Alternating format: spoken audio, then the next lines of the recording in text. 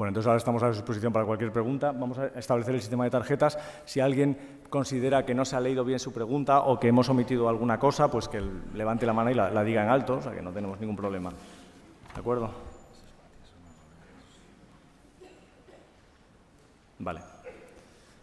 Es que no se oía muy bien, me dicen, pero bueno, o sea, había algún problema de dicción. En fin, intentaremos tener una dicción mejor. Bueno, empezamos con una pregunta que nos ha hecho una persona que no podía asistir a la conferencia y nos la ha hecho por email. Nos hace dos preguntas, María José Sanz. Nos pide primero que expliquemos más detalladamente por qué el trading no es eficiente. El trading, el actuar, porque habla del chartismo, análisis técnico. Dice que si no hay libros en donde se explique por qué no funciona el análisis técnico, y con las ondas de Elliott y otros sistemas de trading más o menos modernos, pues nos pregunta lo mismo. Mi opinión personal es que, como hemos venido diciendo, a corto plazo los mercados financieros y la bolsa en particular son una lotería. O sea, menos de 2 o 3 años es absolutamente imposible prever lo que van a hacer los mercados, como se ve sistemáticamente. El trading intenta obtener rentabilidades en esos periodos de corto plazo. Entonces, yo entiendo que esa es la razón. O sea, cuando explicamos que BMW nos la están regalando, pues es evidente que vamos a ganar dinero a largo plazo, pero a largo plazo no sabemos cuánto va a tardar el mercado en reconocerlo. A corto, vamos, la realidad, y esto, en fin, al fin y al cabo es una cuestión de historia, no hay demasiados inversores que hayan tenido resultados publicados, auditados y serios haciendo trading. O sea, no hay inversores. O sea, pues, ¿por qué? Pues porque es una lotería y entonces uno acaba haciendo 50-50, como rojo en negro, ¿no? Es la razón. Esta misma persona, María José Sanz, nos pregunta también que ¿dónde está el dinero? Dice, como consecuencia de la inversión inmobiliaria, hasta el taxista de Rockefeller se ha gastado la mitad del dinero que se supone va a ganar en los próximos 30 años y que le ha prestado el banco, pero ha ido a parar a los bolsillos de los promotores. Luego el dinero fresco lo tienen los promotores y Hacienda, ni siquiera los bancos. El gobierno tiene dónde gastarlo, pero los promotores, ¿qué van a hacer o han hecho ya con este dinero? ¿Podrían comentar este tema, por favor? Bueno, a ver, nosotros en España no tenemos apenas inversión, con lo cual, sobre el caso español, podemos dar nuestra opinión, pero no es, a los efectos de nuestra inversión no es relevante. Dentro del fondo español, compañías puramente españolas, o de la cartera española, pero vamos, compañías puramente españolas con la actividad en España son el 25% del fondo, y todas ellas muy defensivas. El dinero de los promotores no sabemos, no tenemos ni idea, y evidentemente hay un problema muy serio en el que se nos avecina a todos como país, y muy triste y muy deprimente, pero pues no sabemos dónde está el dinero de los... Yo no sé la respuesta, no sé dónde estará, ¿no? Quiero decir, el sistema financiero, los accionistas, no sé. Una pregunta. Juan Manuel Herrero nos pregunta directamente, la pregunta es ¿influencia de las elecciones? Yo supongo que se referirá a las elecciones en España. ¿Influencia de las elecciones en los fondos, en la bolsa, etcétera? En los fondos cero. O sea, quiero decir, insisto en que el que está invertido en Bestinfond, que es nuestra cartera modelo, tiene una exposición a España del 5%. Y la exposición en España es básicamente Mafre, que tiene un carácter anticíclico, es decir, que pues, de hecho Mafre cuando quebró Argentina ganó más dinero al año siguiente que el año en que quebró, o sea, que es sorprendente, pero es así. Y en sus actividades argentinas, pues curioso, pero la gente, claro, sigue conduciendo, o sea, no quiero decir, sigue pagando en general el seguro, sobre todo cuando es obligatorio, y conduce menos, con lo cual hay menos siniestralidad, es un tema curioso, ¿no? Entonces, es así, y además es interesante para nosotros como accionistas de Mafre, es de las pocas inversiones significativas que tenemos en España, ¿no? Entonces, tenemos para un inversor en Bestinfond que tiene el 5% en España, es irrelevante lo que pase en las elecciones, a mi opinión personal es que el presidente que gane, la persona que vaya a gobernar en España va a tener unos años muy duros. Vamos, yo, si fuera amigo mío, tendría un problema el pobre, ¿no? Verdaderamente. Porque sinceramente creo que la situación va a ser muy complicada. Álvaro Santamaría nos pregunta, si Bestinver compra un valor y dicho valor cae, ¿a partir de qué tanto por ciento de pérdida pensará Bestinver que se ha equivocado en la compra? ¿30%, 40%, 50%? Nosotros, cuando pensamos que nos equivocamos, no es porque caiga la cotización, sino porque el valor, es decir, el puntito azul que enseñábamos antes, está mal. La cotización simplemente nos hace pensar, bueno, este valor ha caído el 50%. Los resultados van a ser los que estamos preveyendo, no van a ser, no sé qué. Por ejemplo, pues, El caso de BMW ha caído de 50 por acción a 35, 30 las acciones preferentes, ha caído un 35%. Los resultados están siendo normales, se está vendiendo más coches en Estados Unidos incluso, pero aunque repitiera ventas en Estados Unidos, está vendiendo más en China, en India, en otros países. Para nosotros lo esencial es la valoración de las compañías. Y a eso es a lo que le dedicamos tiempo, insisto. La cotización pues nos hace pensar, evidentemente, cuando un valor en el que estamos invertidos cae el 50%, pues estamos equivocados, no estamos equivocados, es una cosa que estamos pensando sistemáticamente. La ventaja es que, por ejemplo, en los últimos 4 o 5 meses, ¿por qué caían nuestros valores? Era una razón muy simple, porque la gente tenía que vender de manera forzada, que son buenas razones para que caigan nuestros valores. Agustina Villarón nos pregunta, el consejo de Bestinver a sus partícipes es que compren en cuanto se tenga liquidez. ¿Cómo se conjuga esto con que los gestores hayan sido capaces de realizar en enero una aportación significativa? ¿Es que no siguieron el consejo que dieron a sus partícipes? Sí, bueno, es que ya lo he contestado. Ese dinero se nos debía y entonces no lo podíamos invertir hasta que se nos pagara. Entonces es igual que lo que le pasa a Fernando, que le gustaría haber invertido en enero, pero desafortunadamente a Fernando le pagan dentro de una semana. Entonces, es una buena pregunta porque nosotros no tenemos dinero pendientes para invertir. O sea, nosotros sistemáticamente, de hecho, dando una información, digamos, personal, yo personalmente hice la OMF del banco yo creo que antes de que me llegara el dinero al banco. O sea, es decir, en cuanto lo tenemos el ahorro disponible, invertimos. No le dedicamos ni un minuto a pensar si ese día va a subir la bolsa, va a bajar o va a bajar, si es un mes malo o un mes bueno. Evidentemente, cuando la bolsa ha caído un 20-25%, pues estamos con más ganas de invertir, pero no tenemos ni idea. Estar como hemos estado, pues hemos invertido cuando nuestros fondos caían el 9% en el 14 de enero y el día 24 caían el 18%. Pues bueno, ¿qué le vamos a hacer? O sea, no podemos evitarlo.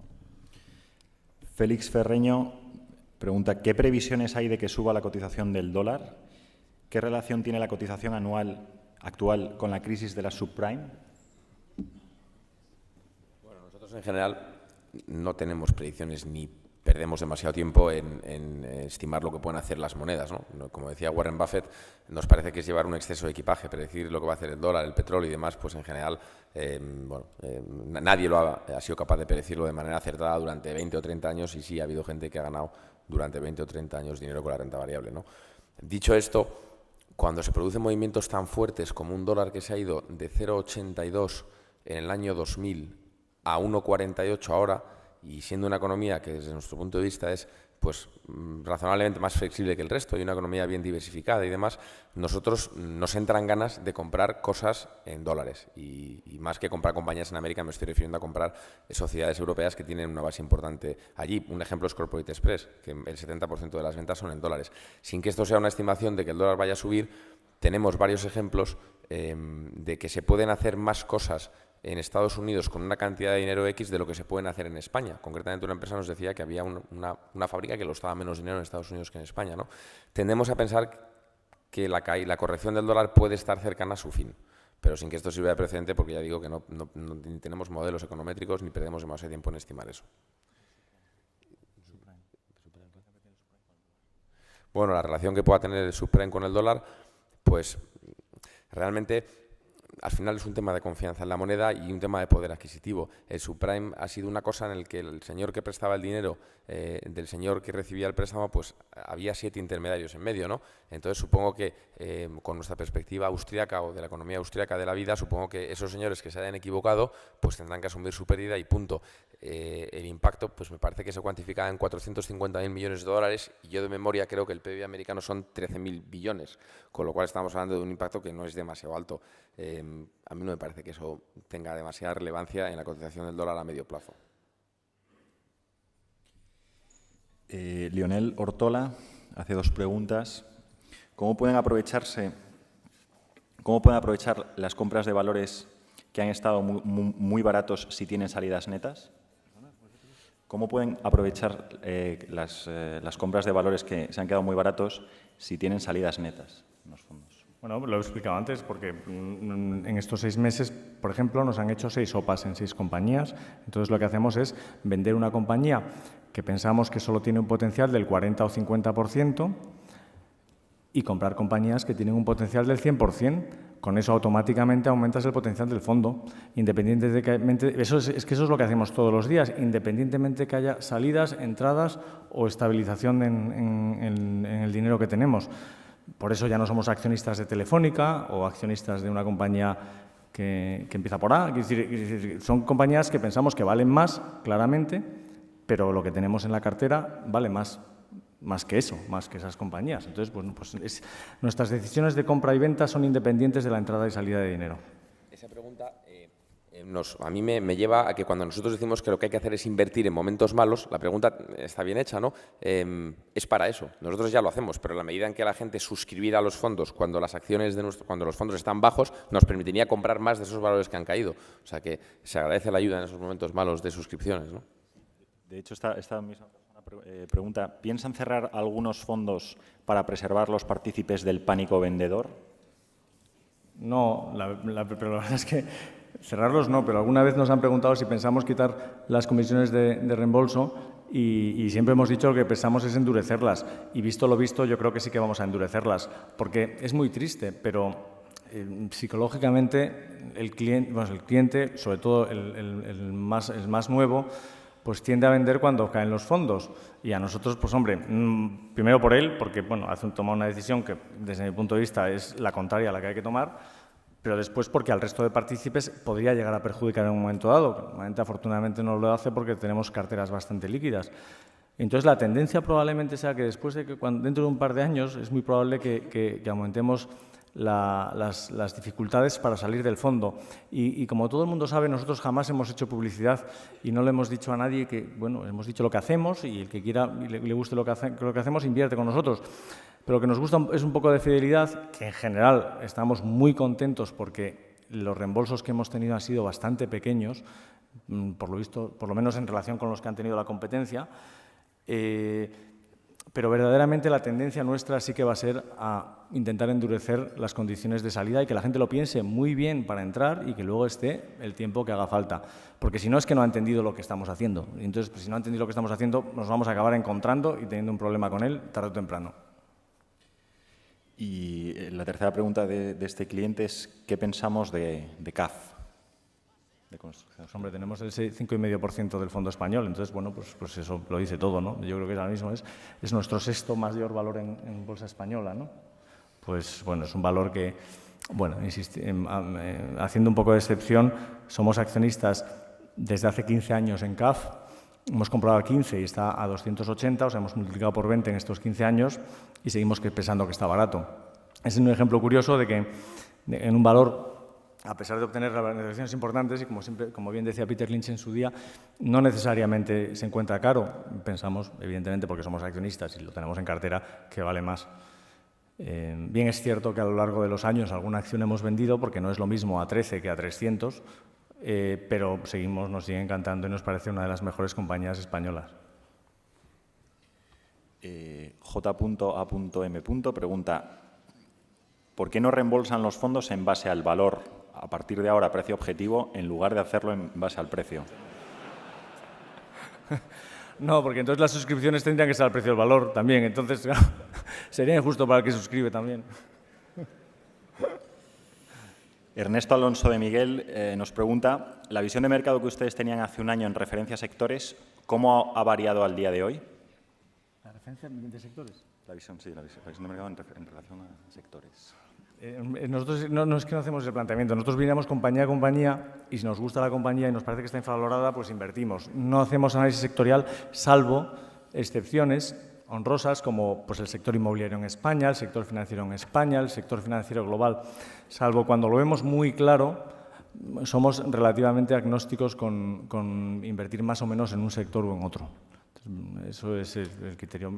Como siempre insistimos, hacemos compañía a compañía nuestra selección de cartera. Vamos. Juan Carlos.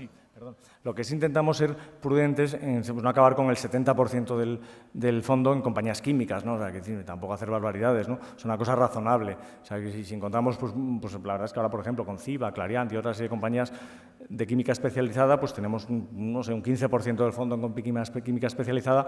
Hombre, pues tampoco deberíamos ir mucho más allá de eso, ¿no? Pero por una cuestión de prudencia, no porque lo buscamos, ¿no? Juan Carlos Pérez Mestre nos hace dos preguntas. La primera es buen momento para una nueva aportación o se espera una nueva fuerte bajada y, por lo tanto, habría que esperar entre 1 y 3 meses? Esa es la primera. Y la segunda es, ¿no cree que actualmente los fondos son más sensibles a las variaciones del mercado de lo que lo eran hace 2, 4 o 6 años? La primera pregunta, yo ya he insistido en que a corto plazo, 1 o 3 meses, es una pura lotería y una recomendación, vamos, obras son amores. Nosotros, el día que hemos tenido el dinero, lo hemos invertido y hasta probablemente en abril o mayo es posible que tengamos otra cantidad, Álvaro y yo, y la idea sería invertir, ¿no? Por lo menos una parte sí. Vamos, todo lo que no vamos a dedicar a alguna cosa especial, a invertirlo en los fondos. Como siempre, como todo el mundo sabe, el 100% de nuestros ahorros está en los fondos. Nuestros ahorros financieros, digamos. En 1 o 3 meses es una absoluta lotería lo que va a ocurrir. ¿Y la segunda pregunta cuál era? ¿No me ha apuntado? Sí, hombre, es curioso porque sí, ha habido meses en que hemos sido más sensibles, pero, por ejemplo, llevamos los últimos 15 días, todos los días tenemos menos movimiento que los índices. Entonces, pues no, es algo que nosotros no tenemos en cuenta. Nosotros insistimos en que miramos siempre el valor de las cosas y la cotización, pues bueno, pues la que tenga. Hombre, que tiene menos volatilidad, bueno, tiene su parte positiva, más tranquilidad para algunos clientes. Que haya más volatilidad, pues mejor para la mayoría de los clientes a largo plazo. O sea, cuanto más volatilidad haya, mejor para todos a largo plazo. Bien, es cierto que a corto pues hay que aguantar esa volatilidad, ¿no? Sobre todo si es hacia abajo, claro. Pero a largo plazo no cabe duda de que cuanto más volatilidad haya en los mercados, y esto ya lo dice Warren Buffett, como siempre todo lo ha dicho antes que nosotros, o sea que no hay que inventar mucho, cuanto más volatilidad, más posibilidades para todos de obtener rentabilidades a largo plazo.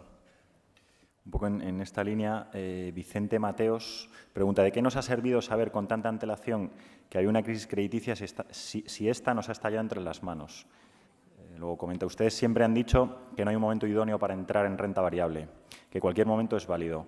Si yo no hubiese entrado cuando lo hice y lo hiciese ahora, no tendría un 25% de pérdidas.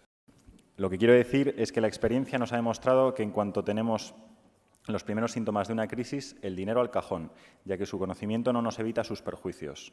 Si la volatilidad crea más valor, no tendríamos que nos tendríamos que felicitar de la caída de nuestros fondos. Lo correcto es la volatilidad crea más valor para las nuevas inversiones. Bueno, estoy completamente en desacuerdo con todo lo que dice, claro. Entonces, desde la A a la Z, o sea, primero, la volatilidad sí que crea valor. Al final es que ¿tienes la transparencia número 1? Sí, la 3, la número 3. ¿La podemos poner nosotros? Sí, la transparencia número 3, por favor. ¿No voy para atrás yo? No sé el trabajo.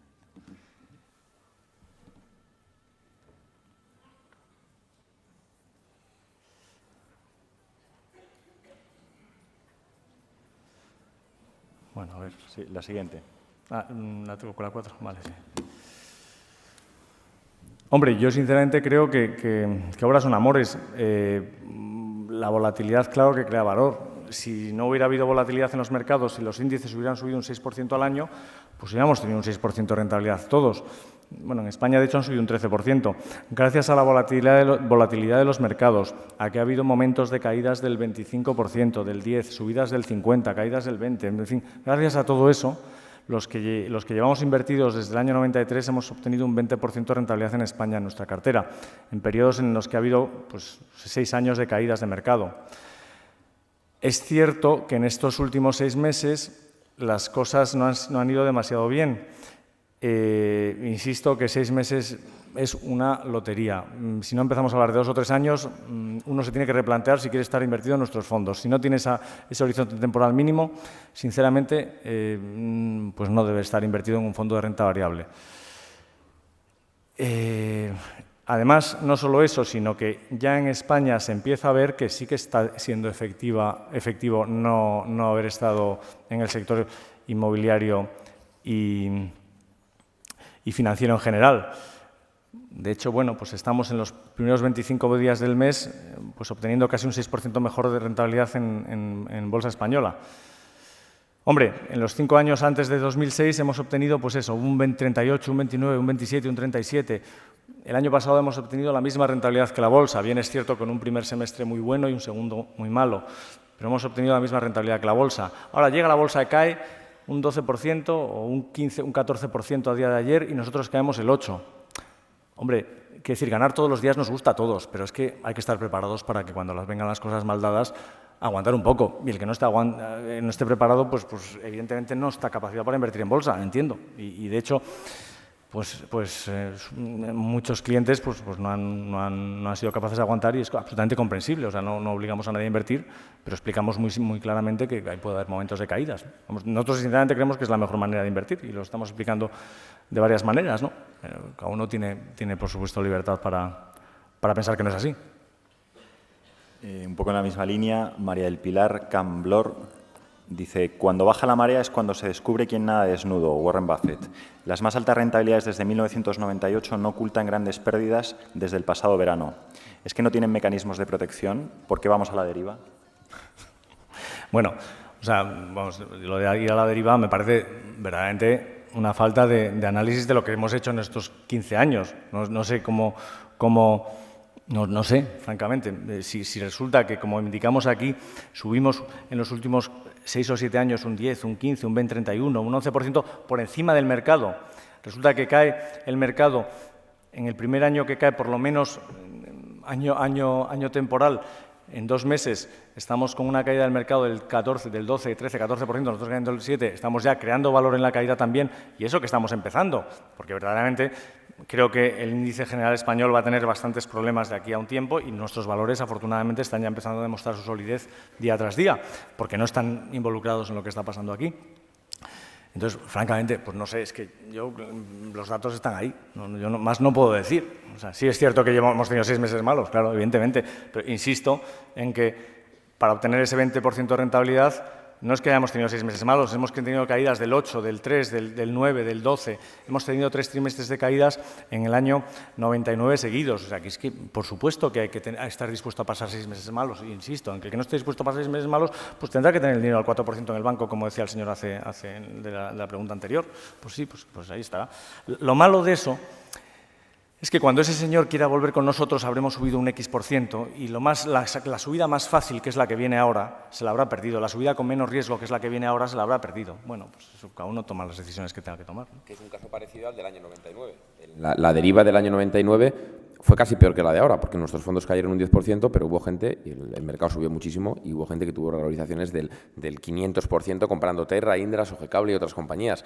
Entonces, esa deriva fue todavía peor, y las rentabilidades que hicimos en 2001, 2002, 2003 y 2004 fueron rentabilidades sin ningún riesgo que la mayoría de la gente no tuvo. O sea, que esto ya ha pasado antes. Pedro Urieta hace 2 preguntas. La primera es, ¿podrían cuantificar las suscripciones de los gestores, aunque sea de modo agregado? Y la segunda es, en el Fondo Mixto Internacional veo que en el último mes y medio se han retirado fondos por más del 20%. ¿Cómo puede afectar estas retiradas de fondos en caso de continuar a este ritmo? Yo la verdad es que prefiero no decir las cantidades. No sé si porque nadie lo hace. Entonces, pues la verdad es que nos da igual, ¿no? O sea, yo, sinceramente, lo que decíamos en la nota fue que yo personalmente he invertido el 100% más de lo que tenía y Álvaro el 40% más y tenemos todos nuestros ahorros. Entonces, que tengamos 1.000 euros o 100.000 es que es irrelevante. O sea, es todos nuestros ahorros y no tenemos ahorros en ningún otro sitio. Vamos, o sea, que es que ni en ningún sitio, ni en ningún país, ni estaño, ni nada. O sea, que está todo aquí. Entonces, yo creo que eso es lo esencial, ¿no? La cantidad. ¿La segunda pregunta cuál era? ¿Tiene casa? Yo vendí mi casa en el mes de noviembre y no tengo ni casa. O sea, yo tengo todo metido en los fondos y no tengo casa. ¿Sabes? Bueno, yo tengo 2 casas, una de veraneo, o sea que en todo caso tiene la de veraneo a su disposición.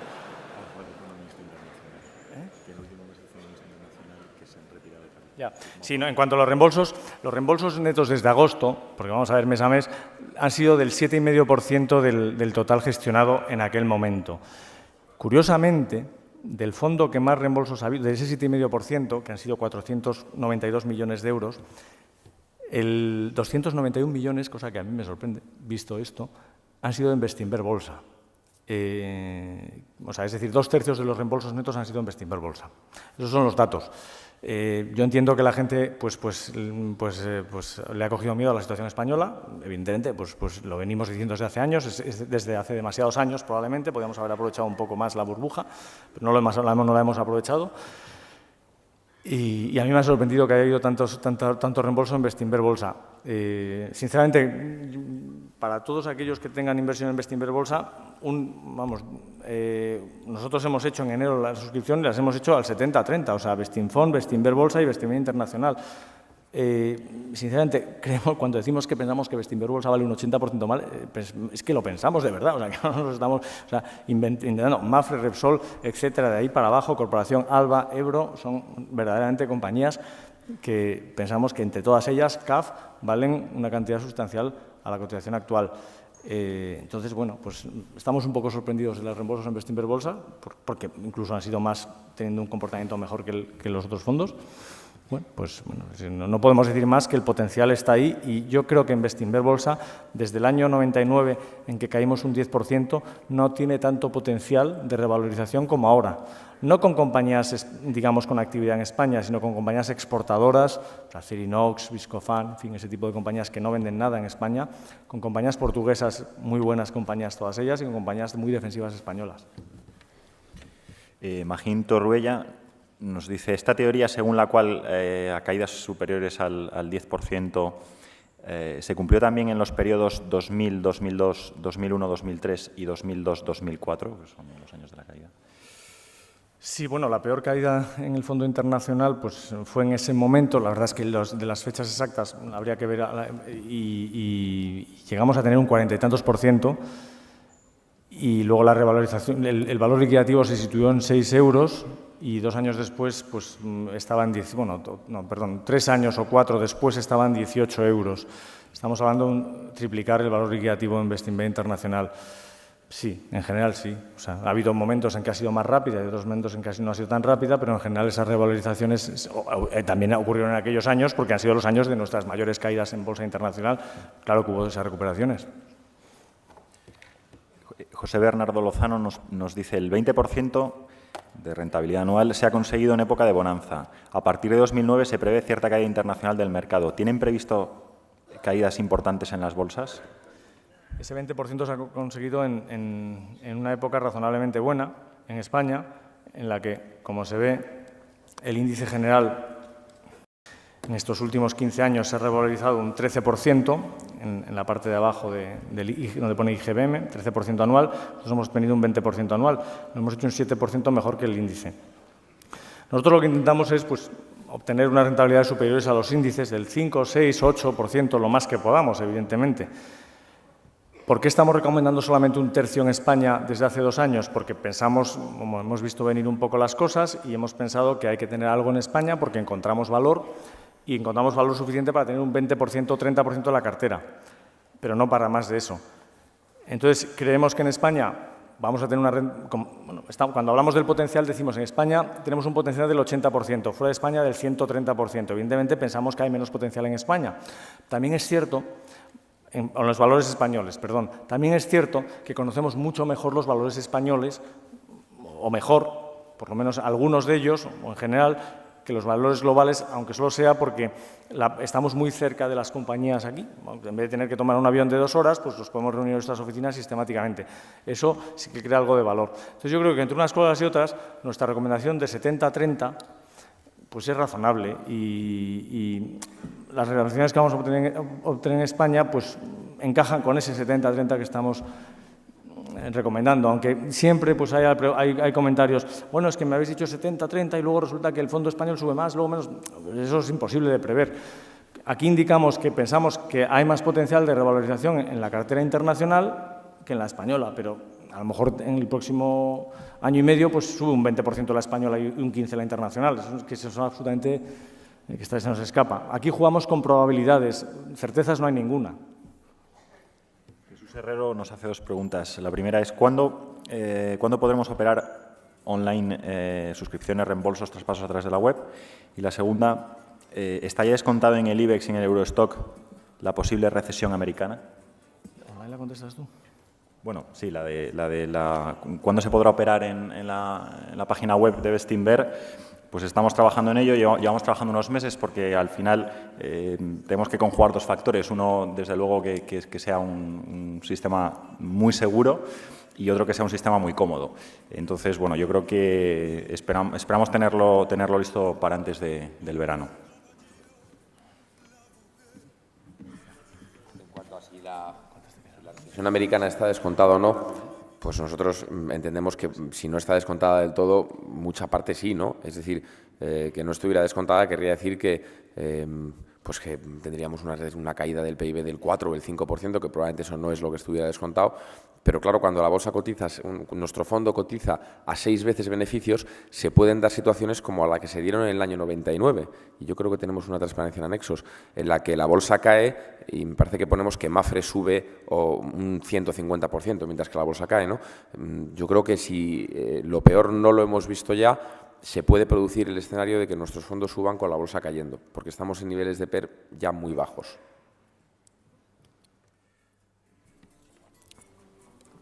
Olivier Bue pregunta, me gustaría saber cuáles han sido las salidas netas de partícipes de los fondos y cuál ha sido la evolución de estas salidas mes a mes.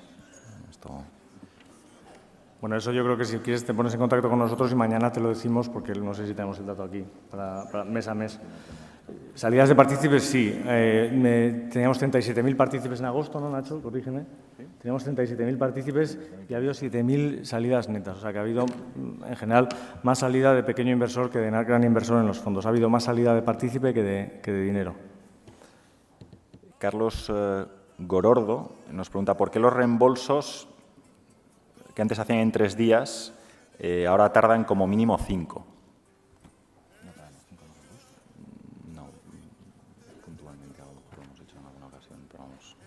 No, de hecho, al revés. O sea, bueno, al revés.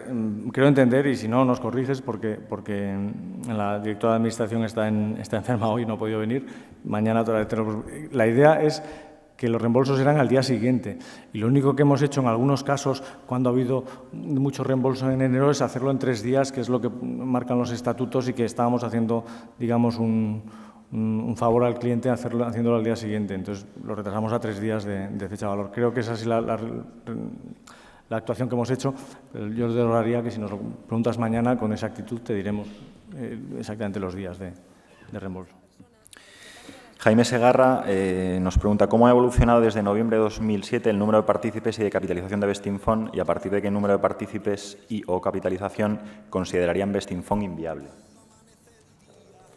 O sea, hacia abajo, Bestinfond ha tenido, hacia abajo, es decir, si hubieran unos reembolsos masivos, Bestinfond ha sido un fondo de 5 millones de euros.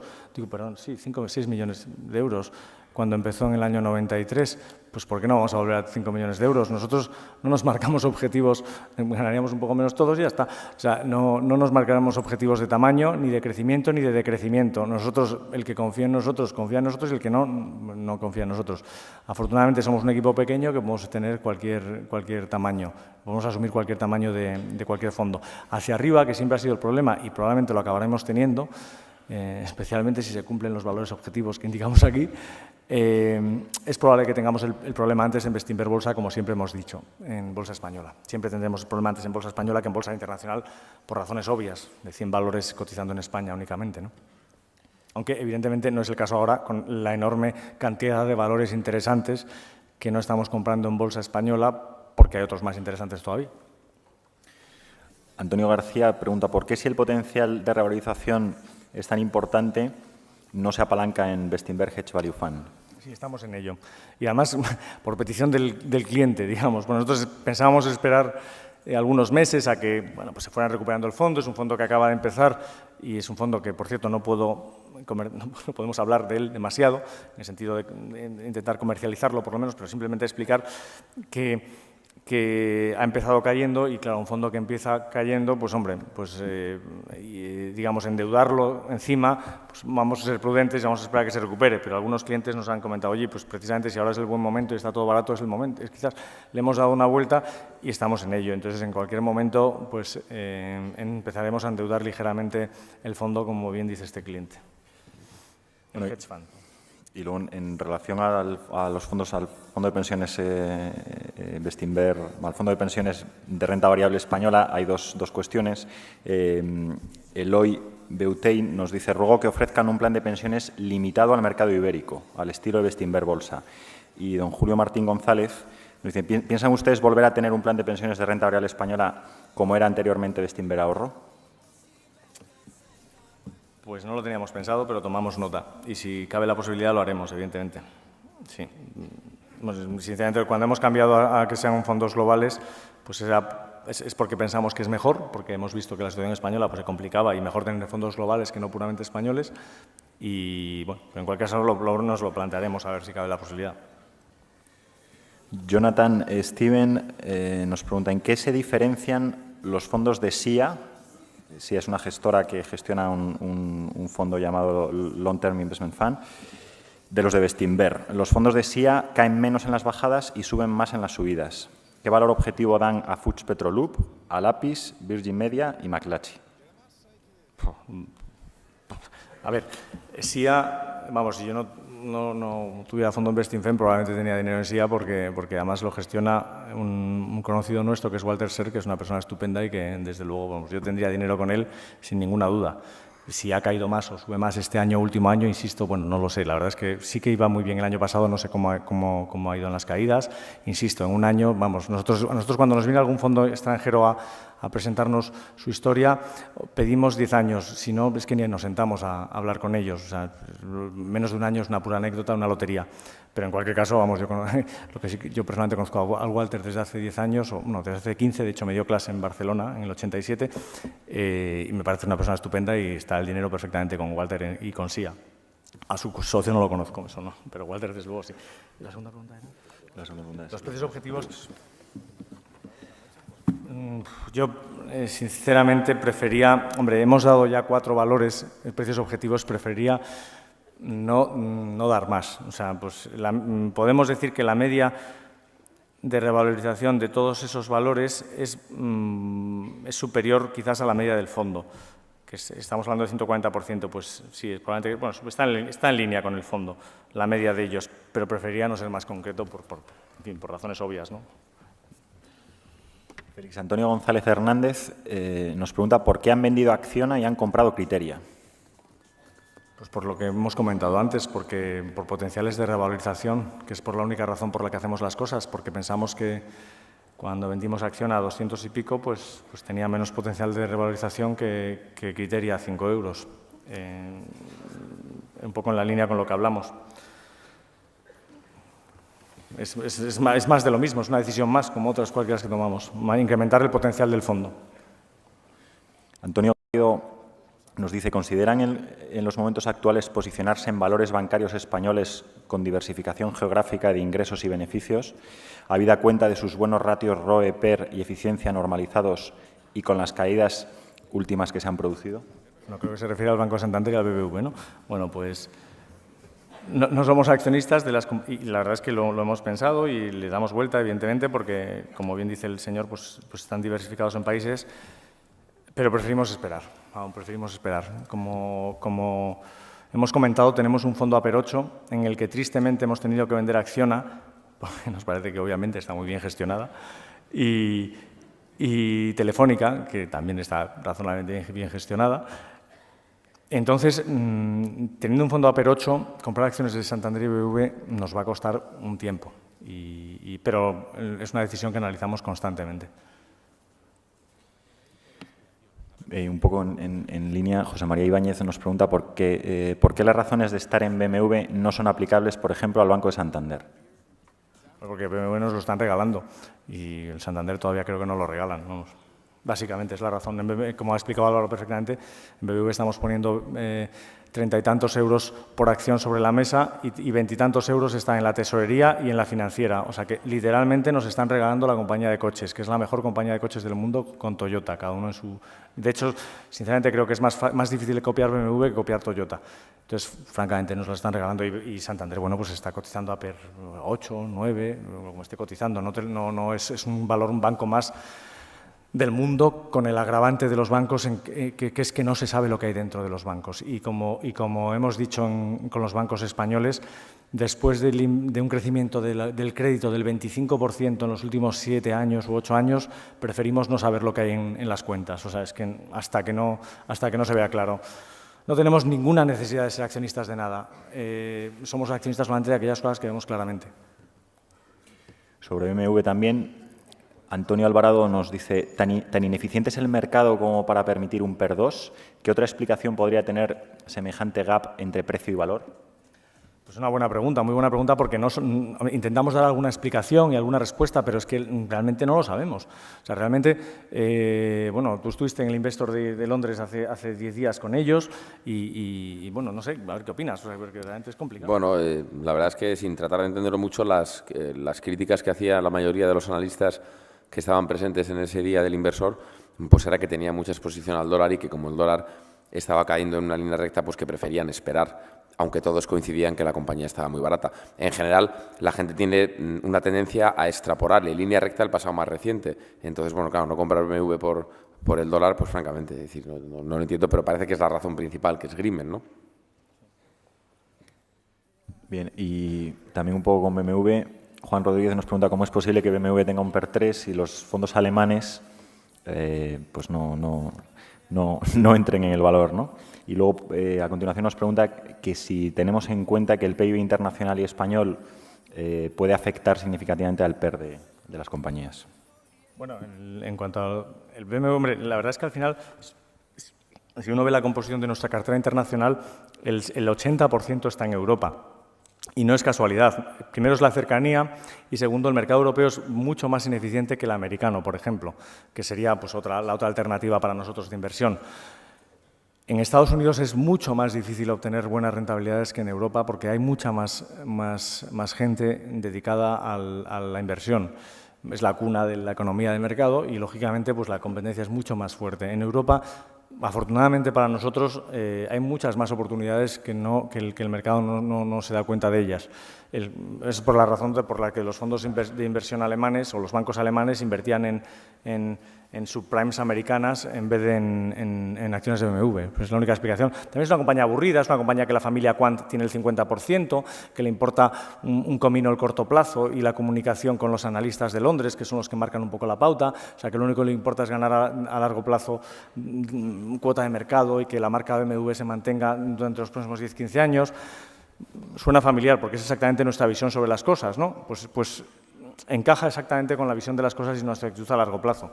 Es más, cuanto más tiempo tarde en subir la acción de BMW, pues más contentos, porque cada año genera 3 billones de euros de free cash flow. 3 billones de euros. Recordamos que la compañía vale 5. Si en estos momentos nos están dando 3/4 de la compañía por lo que tiene en la cuenta corriente, en la financiera, dentro de 3 años, si la cotización siguiera igual, nos pagarían más de lo que vale la compañía con los 3 billones que genera cada año. No sé, bueno, pues quizás sea pues porque pues el mercado quiere resultados inmediatos y no quiere resultados a largo plazo. Salvador García Solana nos dice, Borja Carrascosa, analista bolsa de La Razón, 9 de febrero del 2008, dice, la volatilidad actual de los mercados, los que están echando el anzuelo en el caladero adecuado son algunos hedge fund. Pregunta, ¿por qué en nuestro Bestinver Hedge Value Fund estamos perdiendo alrededor del 25%? Insisto, que en 3 meses es que no podemos ni empezar a hablar. O sea, si el que esté analizando las cosas que hacemos por los últimos 3 meses o 6 meses, verdaderamente es que no es el lugar adecuado. Es que no puedo decir más. Francisco José Mayor Lobo nos pregunta, durante el mes de enero, ¿cuántos días el fondo Bestinfond ha estado falto de liquidez por reembolsos y traspasos solicitados, provocando, entiendo, nuevas ventas de la cartera del fondo? Falto de liquidez, es decir, no sé, con acciones como Repsol, como Mapfre, como Criteria, como compañía, bueno, no sé, Repsol es el 8-9% del fondo y sigue siendo el 8-9% del fondo. O sea, ningún día hemos tenido problemas de liquidez, ahí tenemos nuestra Repsol. Digo Repsol porque es nuestro valor más líquido y es el que intuitivamente hubiéramos utilizado si hubiéramos tenido problemas de liquidez. Y ahí está nuestra participación en Repsol. No, incluso en un momento bastante complicado como fue el mes de enero, hemos conseguido sobrevivir muy bien, ¿no? La verdad, razonablemente bien. Mateo Casado nos pregunta acerca del precio objetivo de Criteria. A ver, no sé. Bueno, yo creo que no lo vamos a decir. O sea, simplemente vamos a decir que está en la media del resto del fondo español. Y podemos ser un poquito más concretos. Ahora mismo tenemos aproximadamente el 4% del fondo en Criteria. Entonces, bueno, pues cuando uno vea los pesos que tenemos, pues se da cuenta de la importancia que tiene el potencial de revalorización. No es anecdótico que una compañía suponga el 2% del fondo o el 8% del fondo. Es obvio que cuanto más invertimos en una compañía y cuanto más representa en el fondo, más potencial de revalorización y más seguridad en la valoración que tenemos. Eso lo hemos explicado otras veces y es así. Tampoco, hombre, hemos dado algunos ejemplos, ya está bien, 2 compañías españolas y 2 extranjeras, tampoco queremos destripar la cartera públicamente, ¿no? Luis Nadal nos dice, si estas caídas eran previsibles, ¿por qué no incluyeron derivados en su fondo de inversión para sobrellevarlas mejor? Es que el valor del fondo no ha caído, insisto, lo que han caído son las cotizaciones. Entonces, como eso para nosotros es, no voy a decir anecdótico, porque hay mucha gente que evidentemente lo ha pasado mal en estos meses, pero es algo que no es sustancial a nuestro trabajo, pues no vamos a estar pensando si va a caer la bolsa el 10% este mes o no. Es que no es la manera de operar que tenemos nosotros. Nosotros valor y valor, al valor de las cosas que estamos invirtiendo y haciendo las cosas pues, que hemos hecho, vender las acciones y las Telefónica para comprar otras cosas, en fin, todo ese tipo de cosas que hacemos normalmente, pero no intentar adivinar si este mes va a caer la bolsa un 5% o va a subir un 3%. O sea, es que eso no es irrelevante perder el tiempo con eso. Pues a colación de eso, Álvaro Labrador nos pregunta si prevemos una caída mayor en el próximo año. Yo creo que está contestado ya, que las probabilidades de caída son en estos momentos. Eliodoro Pérez nos dice, si la economía global y/o en España no es tan positiva, los beneficios disminuirán y, por tanto, el PER subirá. Sí, es cierto. Antes alguien lo ha preguntado y no lo hemos respondido. ¿Cómo influirá esto en su perspectiva de creación de valor? Bueno, en España hemos dicho que tenemos compañías que no están influenciadas por el ciclo español y fuera de España estimamos que el Producto Nacional Bruto Global, que la economía global crecerá un 4%. Si crece un 2% en vez del 4%, pues obviamente nuestras compañías crecerán menos y nuestras rentabilidades serán inferiores. Si crece un 8%, la economía global pasará a lo contrario.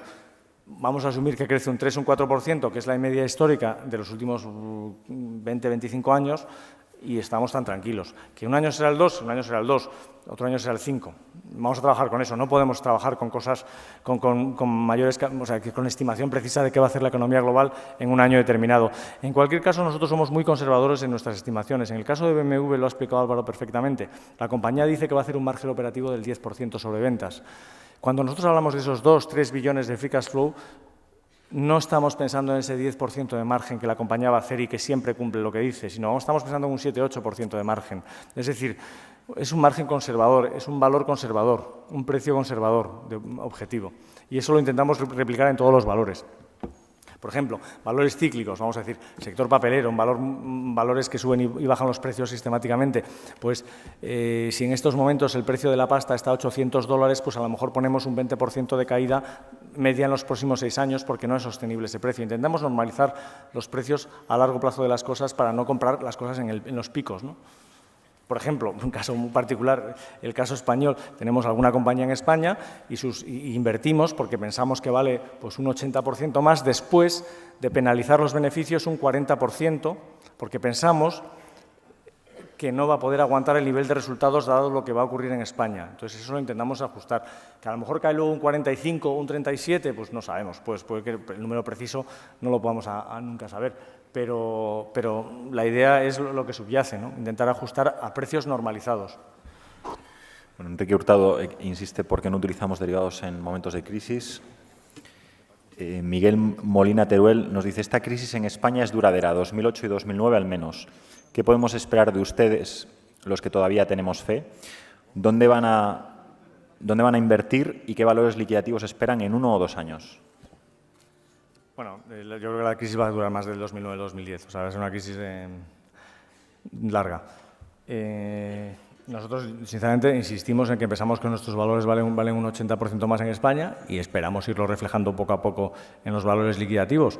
Insisto en que si tarda más de lo previsto, tampoco sería muy negativo porque nos permitiría hacer más cosas. Es decir, No es que todo lo que pase sea bueno, pero en el fondo algo de eso subyace, ¿no? O sea, que si sube todo muy rápido, pues bien, pero si no sube todo rápido, pues también nos permite hacer cosas que si sube rápido no podemos hacer. Entonces, no podemos contestar a cuándo la cotización de nuestros fondos va a llegar a su valor. Lo normal es que siempre, en los últimos años, hemos tenido pues, un potencial del 30-35% de revalorización en España, ahora está en el 80%. Lo normal es que nos situemos otra vez en el 20, 30, 40% de potencial. Es decir, que cerremos por lo menos el gap que hay entre una cosa y otra relativamente rápido, pero más no podemos decir. Javier Vallejo nos pregunta ¿qué pasaría si se produjese un pinchazo como el de la burbuja japonesa de 1989 que derrumbó la bolsa desde los 40.000 puntos hasta 18.000 que vale hoy 20 años después? Bueno, lo que pasa es que cuando estaba cotizando la bolsa japonesa a 40.000 puntos, estaba cotizando a PER 50. Es la gran diferencia sobre lo que está pasando ahora. Y después de 20 años, prácticamente está cotizando a PER 15 la bolsa japonesa, después de haber caído un 70%, de 40.000 a 15.000, que está hoy. En fin, el contexto actual de mercados es un contexto de PERes razonables, es decir, de un PER 14 para el Standard & Poor's americano, un PER 12 para el Eurostock europeo. Esos son precios relativamente razonables. Entonces, no creo que haya una debacle bursátil superior de los índices. Pero es que aunque los índices caigan un 10, un 15% y caigan de PER 14 a PER 11, puede ocurrir perfectamente como pasó en los años 2000, 2001, 2002 con nosotros, que el mercado cae de PER 14 a PER 11 y nosotros subimos de PER 6 a PER 8. Entonces puede caer el mercado un 15, un 20% y nosotros subir un 30%, lo que suba. De hecho, este mes es curioso, porque en Bestinver Bolsa este mes la bolsa ha caído en febrero un 1,5% y nosotros hemos subido un 5%. Entonces, bien, vale, es compensar la caída de enero en parte, ¿no? Pero en otra parte ya es pensar que pueden revalorizarse claramente nuestros valores a pesar de que el contexto de bolsas sea de caídas, como también el caso que ha explicado Álvaro de Corporate Express, una compañía que en una semana o en 10 días ha subido un 130%, de 3,5 a 8. Entonces, pues, aunque nos hagan 3 o 4 OPAs de ese tipo, vamos, nos ponemos en positivo en el año. No digo que vaya a pasar, pero es bastante factible porque a PER 6, o sea, ¿qué ocurre a PER 6? A PER 6 es yo me estoy comprando una casa por 100 millones de pesetas y resulta que estoy cobrando unos alquileres de 15 millones al año. Es de chiste. 15, en 6 años ya me han devuelto la casa. Pero me sigo quedando con la casa, por supuesto, para toda la vida, con los alquileres necesarios. O sea, PER 6 es un precio de chiste. No hay otra palabra para decirlo. Es imposible encontrar en el sector inmobiliario ni en la vida real, porque la bolsa no es la vida real, parece ser, o sea, en la vida real cosas a esos precios. Es imposible, porque la gente sabe perfectamente lo que se está en manos. Nadie te vende una casa con un inquilino que te pague 15 millones de pesetas por 100 millones. O sea, es que la gente no es tonta. ¿Qué es lo que pasa en bolsa? Que no todos los criterios son racionales y en este caso, además, ha habido ventas forzadas, o sea, que ya doble irracionalidad, por decirlo de alguna manera. Entonces, un señor que se ha visto obligado absolutamente a vender forzadamente. Eso es lo que provoca ese precio absurdo al que tenemos la cartera en estos momentos, ¿no? José Fernández López nos insiste con el tema de la operativa web, que por qué no permitimos, como otras gestoras, comprar y vender a través de la web. Ya hemos contestado que intentaremos tenerlo para antes del verano. Rafael Núñez nos pregunta, ¿está Bestinver en Solaria? ¿Ha habido problemas contables? ¿Estamos en renovables? ¿En cuáles? Explicad sector renovables, por favor. ¿Estamos en Acciona? No y no. No estamos en ninguna de ellas. En Solaria les hemos visto, han ido a hablar con nosotros, Fersa también, hemos visto, nos han venido a ver, afortunadamente, Iberdrola Renovables también, y no somos accionistas de ninguna de ellas. Hemos sido accionistas de Acciona y ya no lo somos. Son más compañías en el mercado. Y pensamos que hay otras cosas mejores, sinceramente. O más baratas, a mejor precio. Vicente Robledo nos pregunta, ¿qué se considera a largo plazo en referencia a un fondo de pensiones? Es una pregunta muy difícil que nos la hace todos los años alguien y no tiene respuesta. Pues cuanto más plazo, mejor. Yo he contado ya que, francamente, 2 o 3 años es lo mínimo para empezar a hablar, para invertir en renta variable. Y cuanto más plazo, más probabilidades de acertar, como se ha visto en los casos de Argentina, Brasil, Alemania y en cualquier otro caso. También el caso de Zimbabue, que está ahora en la prensa, que no lo hemos puesto para no asustar a la gente, claro, porque con inflaciones del 150.000 el año pasado, por ciento. Cuanto más plazo, mejor. Es una pregunta que no tiene respuesta. Con nosotros, hombre, yo creo que 3 o 4 años, vamos, casi seguro que son las rentabilidades normales del 10-12%, a partir de 3 o 4 años se consiguen casi siempre con nosotros, vamos. Pero esperando 3 o 4 años. Agustín Abarca nos dice, el PER del fondo es la media algebraica de los PERs de los valores que componen ese fondo. El potencial de revalorización del cual estamos hablando, ¿en qué tiempo se espera esa revalorización? Yo creo que ya le he contestado la pregunta porque la verdad es que lo que haga falta. En CAF llevamos 17 años esperando y todavía no hemos llegado a su precio objetivo, porque sigue cotizando, pues, no sé, a PER 8, 9. Quiero decir que el tiempo que sea necesario. Lo esencial es que la compañía siga valiendo más cada año. Que CAF en el año 94 estaba vendiendo 40.000 millones de pesetas y este año va a vender 850 millones de euros, que trasladó son 150.000 millones. La vende 4 veces más que hace 10 o 12 años, gana muchísimo más y crea valor cada día que pasa. Eso es lo esencial. ¿Que cuándo va a recoger el mercado? Pues bueno, por un lado, cuanto antes mejor, pero por otro lado, cuanto más tarde, más acciones podremos comprar de esa compañía y más nos podremos aprovechar los que estamos invirtiendo a largo plazo y vamos a ser, digamos, toda la vida ahorradores. Manuel García Monllor nos pregunta, ¿el 80% de las inversiones de Mapfre están posicionadas en renta fija? ¿No les preocupa? Es una buena pregunta porque...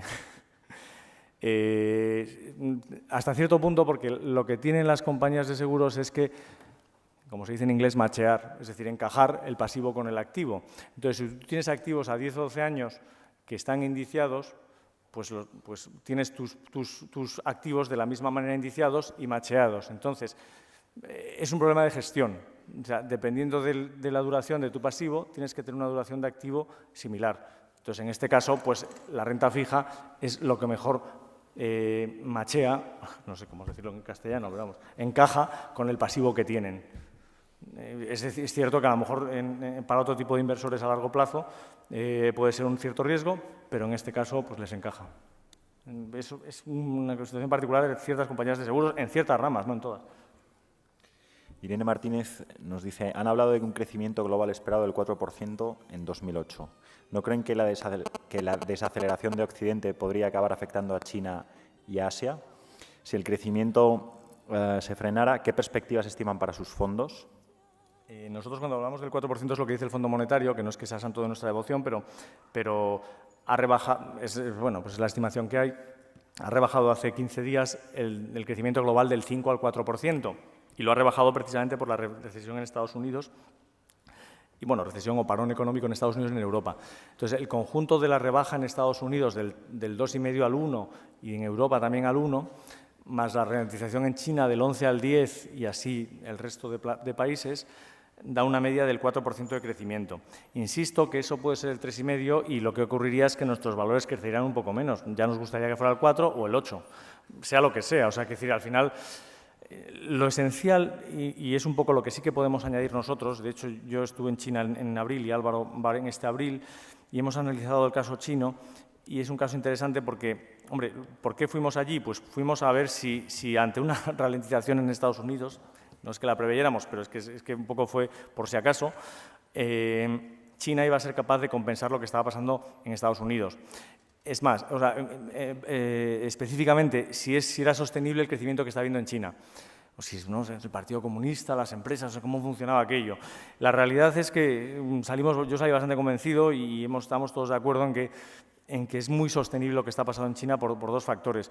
Primero, por la capacidad enorme de trabajo que tienen los chinos, que efectivamente trabajan como chinos, se puede constatar, y luego en que el crecimiento está basado en el ahorro. O sea, es un caso curiosísimo, pero estábamos allí y con el crecimiento del crédito del 15% que tienen en China, cuando en España tenemos un crecimiento del 20 o 25%, nuestro PIB crecía al 3%, el suyo el 10%, sus tasas de ahorro son del 35%, las nuestras del, no sé, del -5%, o lo que sean, negativas. Entonces, es una comparación que te da una idea del grado de sostenibilidad enorme de lo que está ocurriendo allí y que, bueno, pues que como está basado en el trabajo, en la productividad, en el ahorro, y no en el endeudamiento, en el crédito y en la especulación, aunque también la hay, claro, como en todos lados, pues bueno, pues sí, que puede dejar de crecer el 11 y crecer el 9, pues probable, también puede, evidentemente. También puede tener un rebote al 13% de repente, ¿no? O sea, que lo importante es que lo que está pasando ahí es sostenible y es capaz de compensar una ralentización en Estados Unidos y en Europa, que es lo que se está viendo, porque verdaderamente con la caída tan fuerte que ha tenido Estados Unidos en la actividad de construcción, llevan 2 años de verdaderamente caída del 50% en la actividad de construcción, pues bueno, al fin y al cabo Estados Unidos creció el año pasado un 1,5%, un 2%, o sea que parece que lo ha sabido compensar y eso ha sido gracias a lo que está ocurriendo en el resto del mundo. Como siempre, cuando uno lee el periódico solo le cuentan lo negativo. Cuando uno lee el telediario, pues claro, que la familia feliz, todos contentos, no sale nunca en el telediario. Pues lo mismo, la economía feliz y que todo va bien no sale en el telediario tampoco. China no sale en el telediario diciendo que nos va a compensar, solo nos sale para contar cómo nos quita los puestos de trabajo. O sea, si vemos las dos caras de la moneda, nos damos cuenta de que el crecimiento global será razonablemente equilibrado. Otro tema interesante, el precio del petróleo a $100. La gente muy asustada. ¿Está a $100 el precio del petróleo? ¡Qué desastre! Bueno, pues alguien se estará llevando el dinero a su casa, como preguntaba alguien aquí. Pues los señores de los $100 árabes resulta que son los que están ayudando a que los que no pueden pagar los $100, que son los americanos, se sostengan sus bancos. Entonces, francamente, lo que está ocurriendo, los desequilibrios de un lado se compensan con equilibrios de otros y razonablemente esperamos que la economía global crezca pues, a un 3-4% al año. Alfonso Quijano nos dice, a pesar de tener buenas rentabilidades medias en valores nacionales e internacionales, parece que se les da mejor la bolsa nacional. ¿A qué lo atribuyen? No se nos da mejor la bolsa nacional y esto lo hemos repetido muchas veces y alguien lo ha comentado aquí antes. Lo que pasa es que España ha tenido un comportamiento extraordinario en los últimos 15 años en los mercados y nos hemos aprovechado de eso. Pero, de hecho, yo diría que hemos creado más valor fuera de España que en España, y lo vamos a ver ahora mismo. En los 10 años que llevamos gestionando dinero fuera de España, hemos tenido una rentabilidad del 10,70 frente al 1% del índice Morgan Stanley global, que es el que utilizamos de referencia. Un 9% mejor que el índice cada año. O sea, donde no ha habido demasiado, que es un 1% anual, hemos sacado un 10 y pico. Aquí en España, en vez de un 13% de rentabilidad, en un mercado muy bueno, en los últimos 15 años hemos tenido un 20,82, un 7% superior. O sea que, aunque hayamos ganado más dinero en valor absoluto, en términos relativos tiene mucho más mérito lo que hemos hecho fuera de España que en España. Y encima nos ha costado mucho más viajes y mucho más. Ustedes invierten en compañías con ratios baratos. ¿Por qué entonces invierten en Europuleva, que tiene ratios muchos peores que otras hoy en día? Peralto, ROE bajo, baja rentabilidad por dividendo y sector azucarero en reconversión. No entiendo por qué han invertido tanto en esta empresa. La parte de azúcar de Europuleva es el 20%, o sea que no podemos jugar una compañía por una parte relativamente pequeña. Eso es lo primero. Luego, los otros ratios yo no los encontramos. Fernando, es tu oportunidad, si quieres comentar algo, pero vamos, o sea que nuestro precio objetivo claramente superior y los PERs que este señor comenta no son los que vemos nosotros. Esto es lo bueno del mercado, que cada uno hace sus números y saca sus conclusiones, ¿no? Está a PER 8, de hecho. PER 8 y pico. ¿Sí? Hombre, hay que tener en cuenta que nosotros ajustamos las cosas. Si resulta que en estos meses el precio de los cereales está subiendo de manera dramática, de una manera que no parece sostenible a largo plazo, pues hay que ajustarlo. No vale el PER de este mes, por decirlo de alguna manera. Hay que ajustar las cosas a largo plazo, ¿no? Que es un poco lo que hemos insistido que hacemos siempre. Tanto para beneficiar a las compañías como para perjudicarlas, normalizando las cosas, ¿no? ¿Se me oye? Tenemos en cuenta la previsión de lo que pensamos que va a ganar la compañía una vez se haya producido la reconversión del sector azucarero y tenemos en cuenta también algunas sinergias que va a extraer de varias adquisiciones que ha hecho en los últimos años. Francisco Alonso Díaz nos pregunta qué opinamos sobre ArcelorMittal. ¿Sobre? ArcelorMittal. Pues es una compañía que el año pasado nos ayudó mucho en España. Nos inventamos que era compañía española porque no encontrábamos cosas para invertir en España porque nos parecía que estaba todo bastante caro y nos inventamos que ArcelorMittal y ADES eran compañías españolas, obviamente incumpliendo los estatutos del fondo, y la legislación, porque tuvimos la suerte que ArcelorMittal y ADS cotizan en Madrid y entonces se consideran valores susceptibles de inversión en Bestinver Bolsa. Ya hemos vendido la participación en ArcelorMittal porque ha cumplido su papel. Nosotros empezamos invirtiendo en Arcelaria antes de la OPA, ¿no? Sí. Sí, claro, sí, un mes antes, además, curiosamente, como a 20 euros y hoy estaba a 50 y tantos. La verdad es que nos ha ido fenomenal y hemos vendido porque ahora sí que vemos, igual que en Acción, a Telefónica hemos comentado, vemos valores mejores en Bolsa Española y, hombre, ha sido una especie de anécdota en nuestro fondo de Bolsa Española, aunque evidentemente si en otro momento los valores que tenemos se disparan y Arcelor vuelve a estar atractivo, ahí estaremos comprando Arcelor. Como siempre, intentando crear valor de la manera en que podamos, comprando en Portugal, comprando Arcelor, lo que haga falta que creamos que esté infravalorado, ¿no? Ángel Molinero nos pregunta, ¿van a publicar gráficos en la web más en tiempo real, diarios? Bueno, a partir de hoy está disponible en la página web los gráficos de los fondos, que además son gráficos interactivos, que se puede ver tanto en valor liquidativo como en rentabilidad y enfrentado a los benchmark. María Ángeles Courel nos pregunta ¿por qué Bestinver pasó de ocupar el puesto tercero al 100? Según me lo ha parecido ver en prensa. ¿A qué se debe? Gracias. Bueno, por la misma razón que ahora estamos del 100 al 10, afortunadamente, porque empezamos el año fatal en nuestras cotizaciones y afortunadamente ya se están recuperando y vamos, como nos decía algún cliente no hace mucho, éramos los últimos de la clase y a veces hay que ser los últimos de la clase a corto plazo para a largo plazo pues quedar bien clasificados, digamos, ¿no? José María Cantos nos dice que qué pensamos del artículo que ha salido hoy de la London School of Economics. Entonces, bueno, que comentes un poco. Sí, no, es interesante, pero yo es que me parece increíble. Está hecho por unos profesores, bueno, que son muy respetables. Vamos, me parece muy sorprendente. El artículo viene a decir que han encontrado un sistema para obtener rentabilidades que es comprar lo que ha subido el mes pasado. Entonces, y cada uno practique lo que quiera, ¿no? Otros practican el yoga, lo que sea, pues, cada uno lo que quiera. Es decir, nosotros tenemos nuestro método y nos va bien. Incluso dentro de la manera de inversión de value que hacemos nosotros, hablamos con americanos, con franceses o con japoneses que hacen lo mismo que nosotros y no coincidimos en ninguna acción. Eso es curioso, ¿no? Porque tenemos la misma filosofía, pero no coincidimos, bueno, coincidimos en algunas, no en todas, pero en algunas de vez en cuando. Entonces, que hay 1000 maneras de invertir y cada uno sigue la que cree conveniente. Y bueno, si estos señores profesores han sacado estas estadísticas, lo que deberían hacer es montar un fondo y probarlo. O sea, ya está. Fernando San Román nos pregunta qué criterio objetivo utilizáis para valorar una empresa independientemente de su valor en un determinado momento. ¿PER más previsión de beneficios? Bueno, más o menos, sí.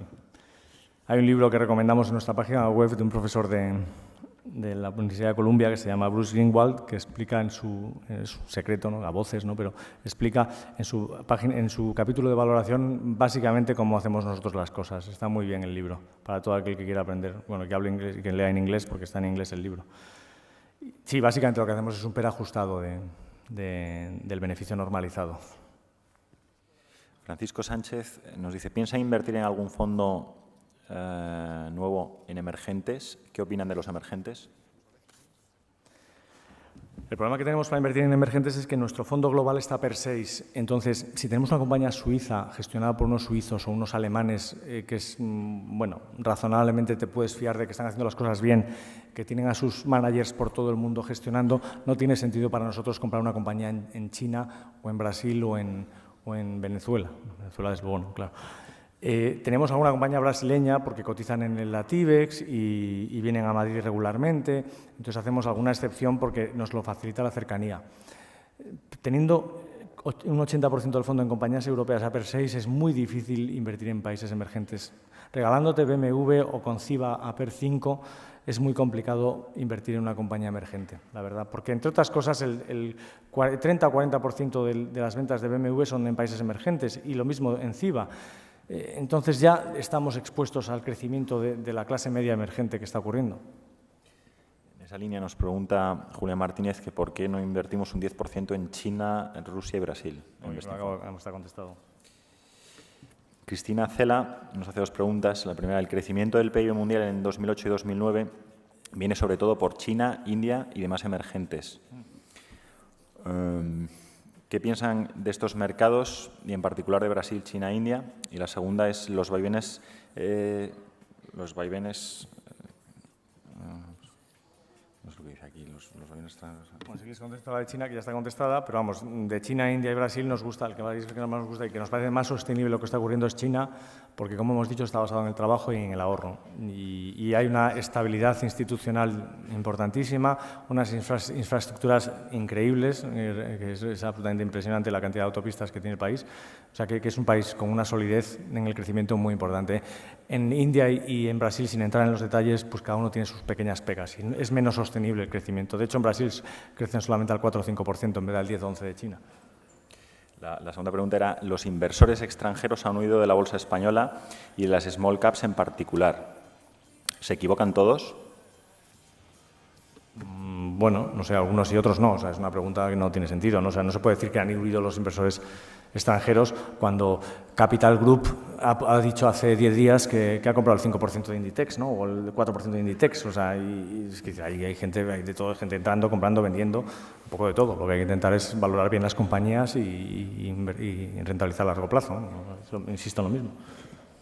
José Antonio León nos hace dos preguntas. La primera, ¿puede decirnos cuáles son los 5 valores con más, que más han perdido, con los que más han perdido? Y la segunda es que cómo explicamos el paso que ha tenido el Fondo de Investimento Internacional, el ranking, de estar entre los top 10 a estar ahora mismo el 271 sobre 405 fondos. Bueno, es que lo mismo, si analizamos los fondos por lo que ha pasado en exactamente 57 días, pues es que, claro, o sea, cualquier resultado puede ocurrir. En fin, ya he insistido en analizar los fondos a corto plazo a lo que lleva, ¿no? Y pues probablemente nuestras mayores caídas han sido en un par de valores internacionales que uno de ellos, que es una compañía de juguetes, afortunadamente eran inversiones muy pequeñitas, en los últimos 5 años, no ahora, ¿no? Pero en los últimos 4 años, pues 2 de ellas, una suspendió pagos y la otra pues ha caído, no sé, un 90%. Afortunadamente teníamos poca inversión y no ha afectado no tiene nada que ver con las caídas de ahora. Las caídas de ahora han sido en nuestros valores importantes, en los que pues CIBA ha caído de 70 a 40 y tantos, Corporate Express, la compañía esta famosa de la OPA, pues ha caído desde 13 y pico a 3,5, ahora se ha recuperado a 8. O sea, ha habido muchos grandes valores que han caído significativamente. No hay ninguno que se haya significado. Siguiendo con los rankings, José Manuel Báez Barroso nos pregunta por qué desde hace unos meses los fondos nuestros han quedado a la cola de todos los rankings, habiendo estado siempre en cabeza. No hemos estado siempre en cabeza. Aquí en el año 99 fuimos el último otra vez. O sea, que de vez en cuando hay que ser el último para sembrar. Es decir, insisto, analizar a corto plazo no tiene sentido. Punto de vista. Hay que analizar las cosas a largo plazo. Y además, de hecho, tenemos aquí... Lo que pasa es que esto es un poco... No, es el de bolsa española, el ranking español, 40. Sí, la 41, por favor. La 40. No, es que está cambiado. Ah, vale.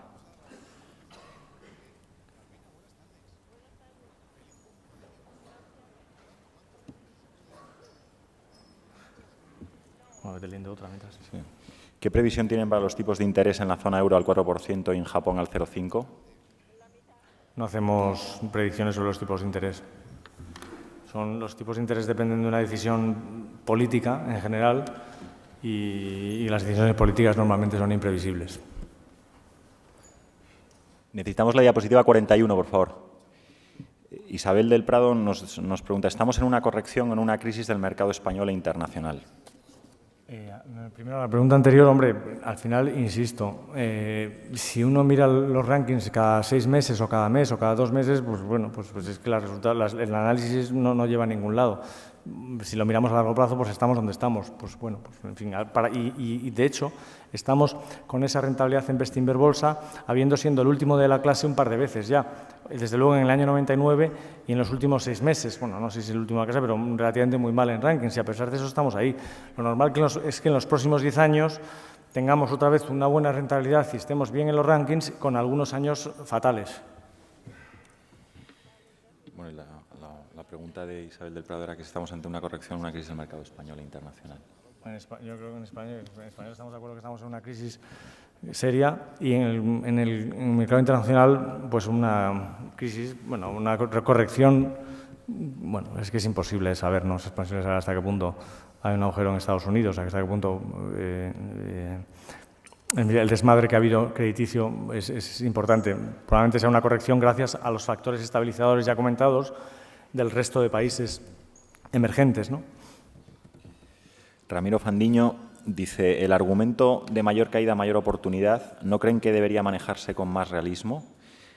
Nadie celebra las pérdidas y pone entre paréntesis que ante un 50% de caída se necesita un 100% de subida para volver a donde uno estaba, que a largo plazo casi todos los problemas tienen solución y que quien no ve aún el soporte no es necesariamente un cortoplacista.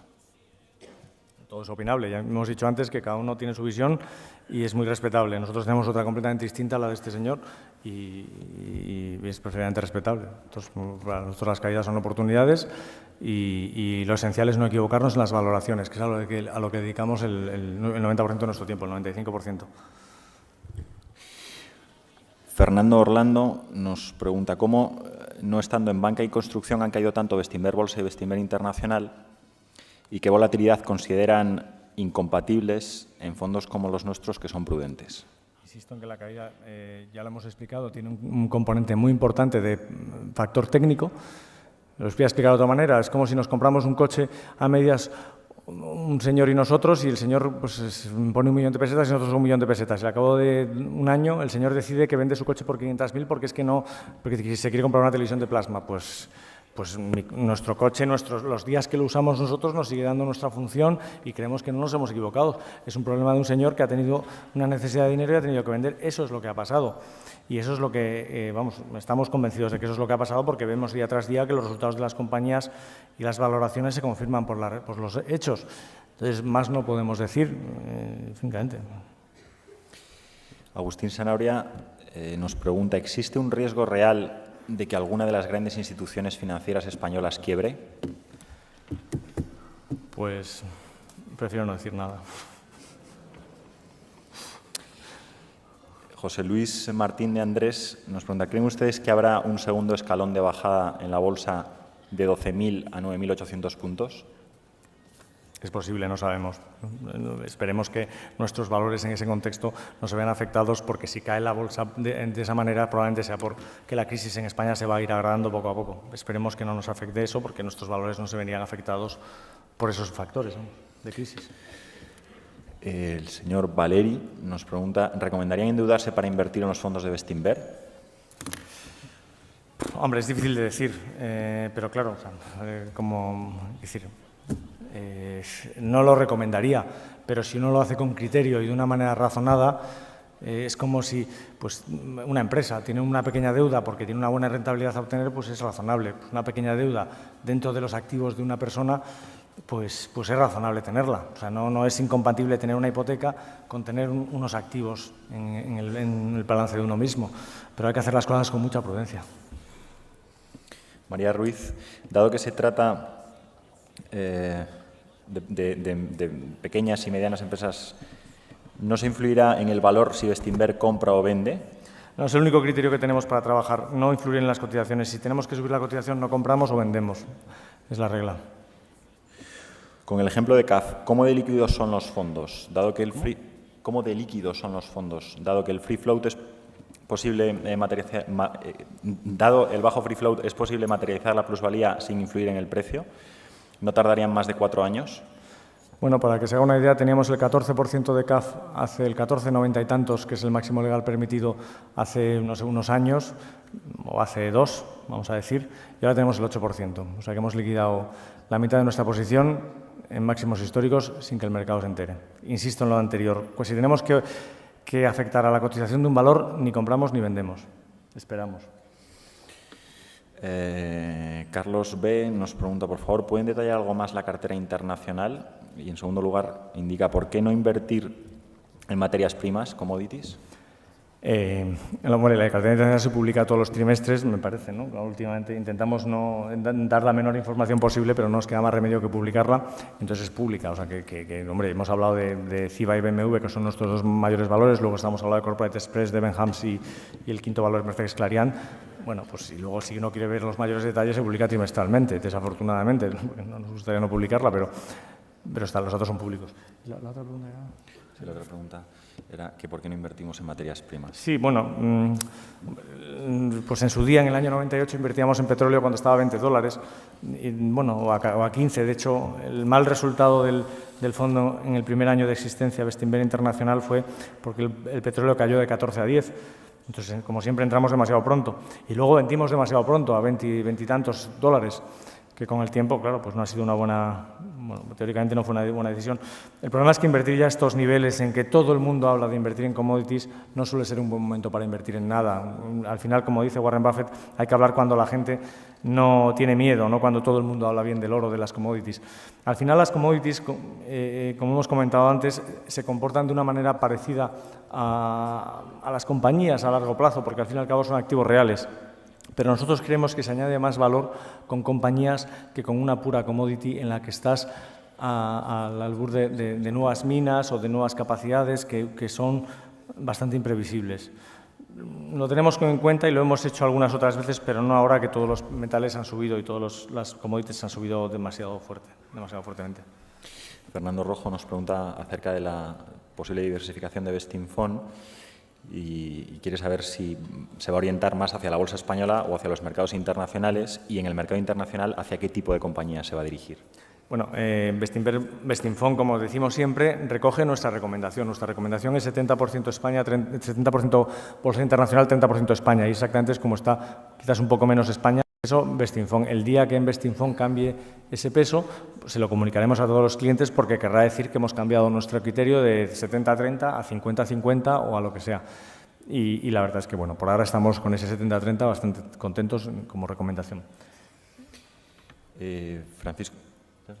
Francisco Fernández. La segunda parte, no sé si me ha escapado. La segunda parte de la pregunta. Sí, no, que en el mercado internacional, ¿hacia qué tipo de compañías? A compañías infravaloradas, que estén más infravaloradas las que tenemos en cartera. Y la verdad es que en general solemos ir hacia Europa porque es que en Europa el campo es muy fructífero.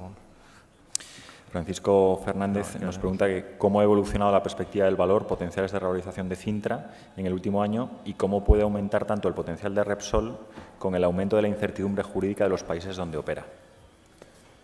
¿Qué contestas tú? En el caso de Cintra, la pregunta es cómo ha evolucionado el valor. Sí. Bueno, pues el caso de Cintra es uno de los valores más estables porque es una concesionaria de autopistas y, bueno, hemos hecho lo que hemos tenido que hacer, ¿no? La verdad es que los valores de las autopistas no fluctúan demasiado. En el caso de Cintra ha sido razonablemente alcista y la cotización también lo ha reflejado o lo ha reflejado en parte, ¿no? En cuanto a valor de Repsol, es cierto que tiene activos en zonas peligrosas, pero al igual que en BMW, voy a dar alguna cifra. Se está barajando que Repsol se venda una parte de su activo más conflictivo, que es Yacimientos Petrolíferos Fiscales, YPF, la empresa argentina, y se están barajando valoraciones de 10.000 millones. Bueno, nosotros tenemos una valoración de Repsol en la que eso no pesa más del 15%. O dicho de otra manera, solamente con la valoración que tenemos nosotros del refino de Repsol, de la participación en gas natural y de la química, lo demás es todo gratis, ¿no? Estamos hablando de que, aparte de YPF, tenemos gratis 2.200 millones de barriles, muy rentables, ¿no? José Luis Rodríguez dice, el sector constructor en sus dos variantes, las compañías que están en energía, las que no invierten en energía. ¿Cuál es su opinión sobre ambos ejemplos? Al final es valor y precios. Hay inversiones en energía que serán buenas y otras que no lo sean tanto. Y en realidad ya no son compañías constructoras, son holdings que invierten en muchas cosas. Entonces hay que valorar cada parte del holding, ver lo que vale y sacar una conclusión. Somos agnósticos. Si el negocio de energía es barato, pues fenomenal. Si no está barato, pues no invertimos, claro. O en construcción en general, de cualquier. RGD nos hace dos preguntas. La primera es, ¿cuál es el porcentaje de la rentabilidad relativa histórica que se atribuye a la estrechez de los valores en los que invierte Bestinver Bolsa? Y la segunda es, ¿podría explicar con mayor detalle los gráficos de la recuperación en Argentina 2000-2007? En cuanto a la estrechez de valores, difícilmente puedes ayudar a que un valor suba, como el caso de CAF, cuando vendes el 8% del capital. Que venga alguien y explique cómo puede subir un valor vendiendo acciones. Y así ha sido. Tenemos en otros años, y yo creo que alguna transparencia tenemos por aquí, de todas las OPAs y ventas que hemos hecho de pequeñas compañías, todas ellas a la valoración que queríamos que nosotros sea correcta. Y claro, influir en la cotización subiendo, vendiendo acciones, pues yo lo encuentro complicado. Pero vamos, si alguien cree que lo podemos hacer, seríamos unos virgueros. ¿Y la segunda? Lo segundo, y leo esta también, quería que le explicases el tema de Argentina con mayor detalle. Eliodoro Pérez nos dice, por favor, pongan ejemplos normales sobre renta fija versus renta variable. Usted sabe que Argentina y Alemania, en los años elegidos, son extremos irrepetibles, ya que son políticos y no económicos. Lo de irrepetibles es absolutamente, discrepamos absolutamente. Todos los países conocidos han tenido una crisis parecida a estos señores. Los hemos puesto porque, bueno, pues son muy conocidos y todo el mundo sabe lo que pasó en Alemania y lo que pasó en Argentina, entonces, pero es que todos los países. Que le pregunten a un señor que invirtió 100.000 pesetas en bonos de Iberdrola en el año 68, ¿qué podía comprar con 100.000 pesetas en el año 68 y qué podía comprar con 100.000 pesetas en el año 88? Pues probablemente en el año 68 podía comprar una casa o un apartamento y en el año 88 probablemente se podía comprar la cocina. Eso es destrucción de valor con la renta fija, en un país normal como España. Bueno, normal no, porque, quiero decir, siempre hay crisis en todos los países, tarde o temprano.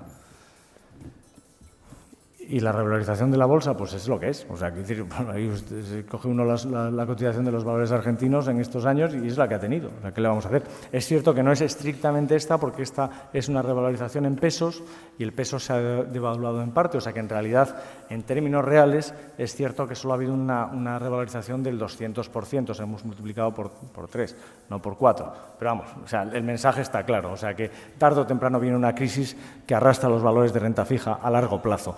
No este año, ni el que viene, ni en 3 años, sino tarde o temprano.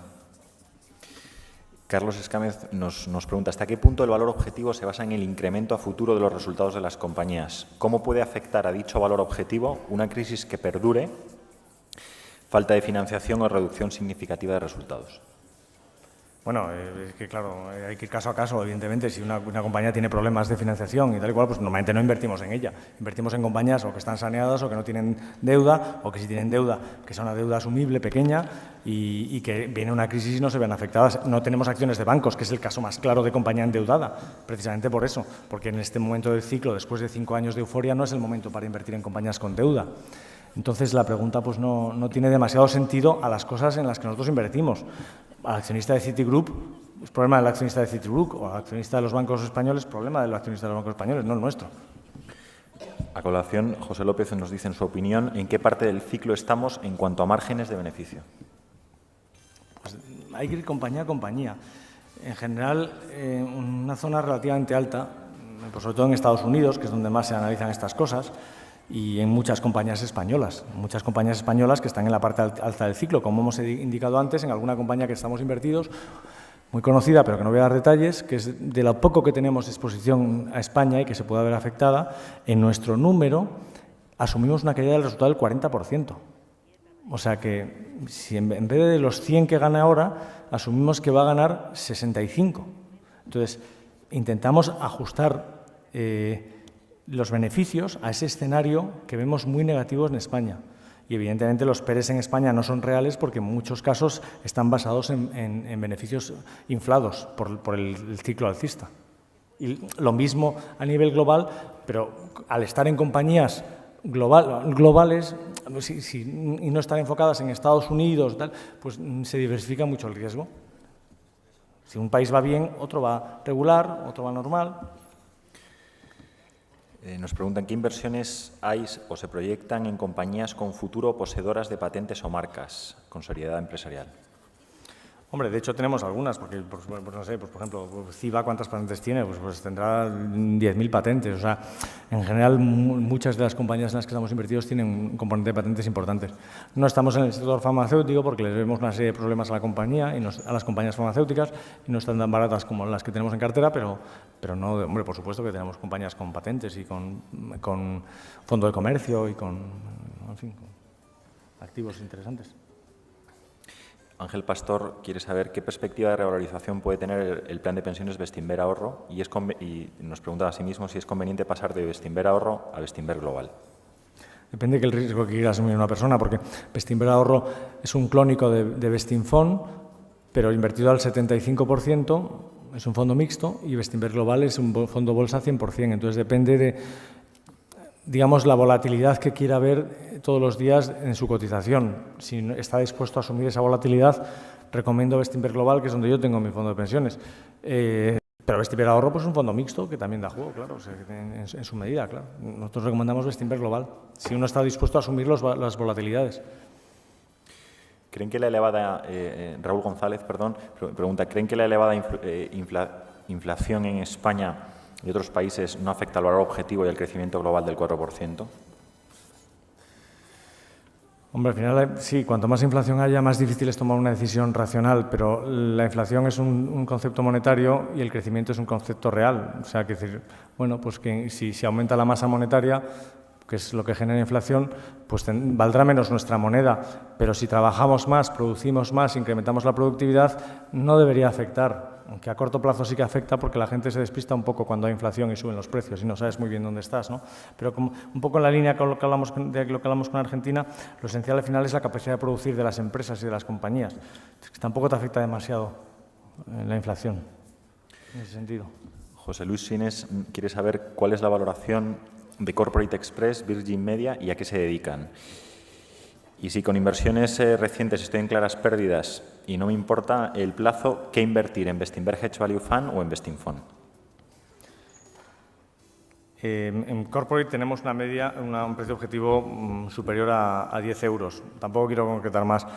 La OPA ha sido a 7,25, la cotización está cotizando a 8 porque digamos, la compañía que ha hecho la OPA se ha aprovechado de las condiciones de mercado para poner un precio relativamente bajo. Y se espera que la OPA se mejore significativamente. O sea que todavía tenemos posibilidades de obtener mayor rentabilidad. En el caso de Virgin Media, pues estamos hablando de un precio significativo, ya nos lo han preguntado antes, significativamente superior a la cotización actual, en línea con la revalorización del fondo que hemos comentado. Agustín Molinero. Otra pregunta. Virgin Media es la ONO inglesa, la compañía de cable inglesa. Y Corporate Express es la compañía una líder en Estados Unidos de distribución de material de oficina para grandes empresas. Agustín Molinero quiere saber por qué hemos caído más que la bolsa en estos últimos 6 meses. Bueno, yo creo que está explicado ya. El señor Martín nos pregunta, Bestinver me recomendó el fondo mixto internacional y traspasé de otros fondos y actualmente pierdo mucho más y este fondo es de los peores en el ranking. Comentar el por qué Bestinver Bolsa ha vendido Acciona y se ha metido en Criteria. ¿Se ha metido? En Criteria. Por valoración, ya lo hemos comentado antes. El Mixto Internacional es un fondo mixto y entonces pues tiene las mismas potencialidades que tiene nuestro fondo internacional, pero solo está invertido al 75 en vez del 97. O sea que lo mismo que hemos dicho para internacional vale para este fondo. Se nos ha olvidado antes contestar de lo del hedge. No podemos hablar activamente del hedge fund. El hedge fund únicamente es un fondo que es una selección de 25 valores.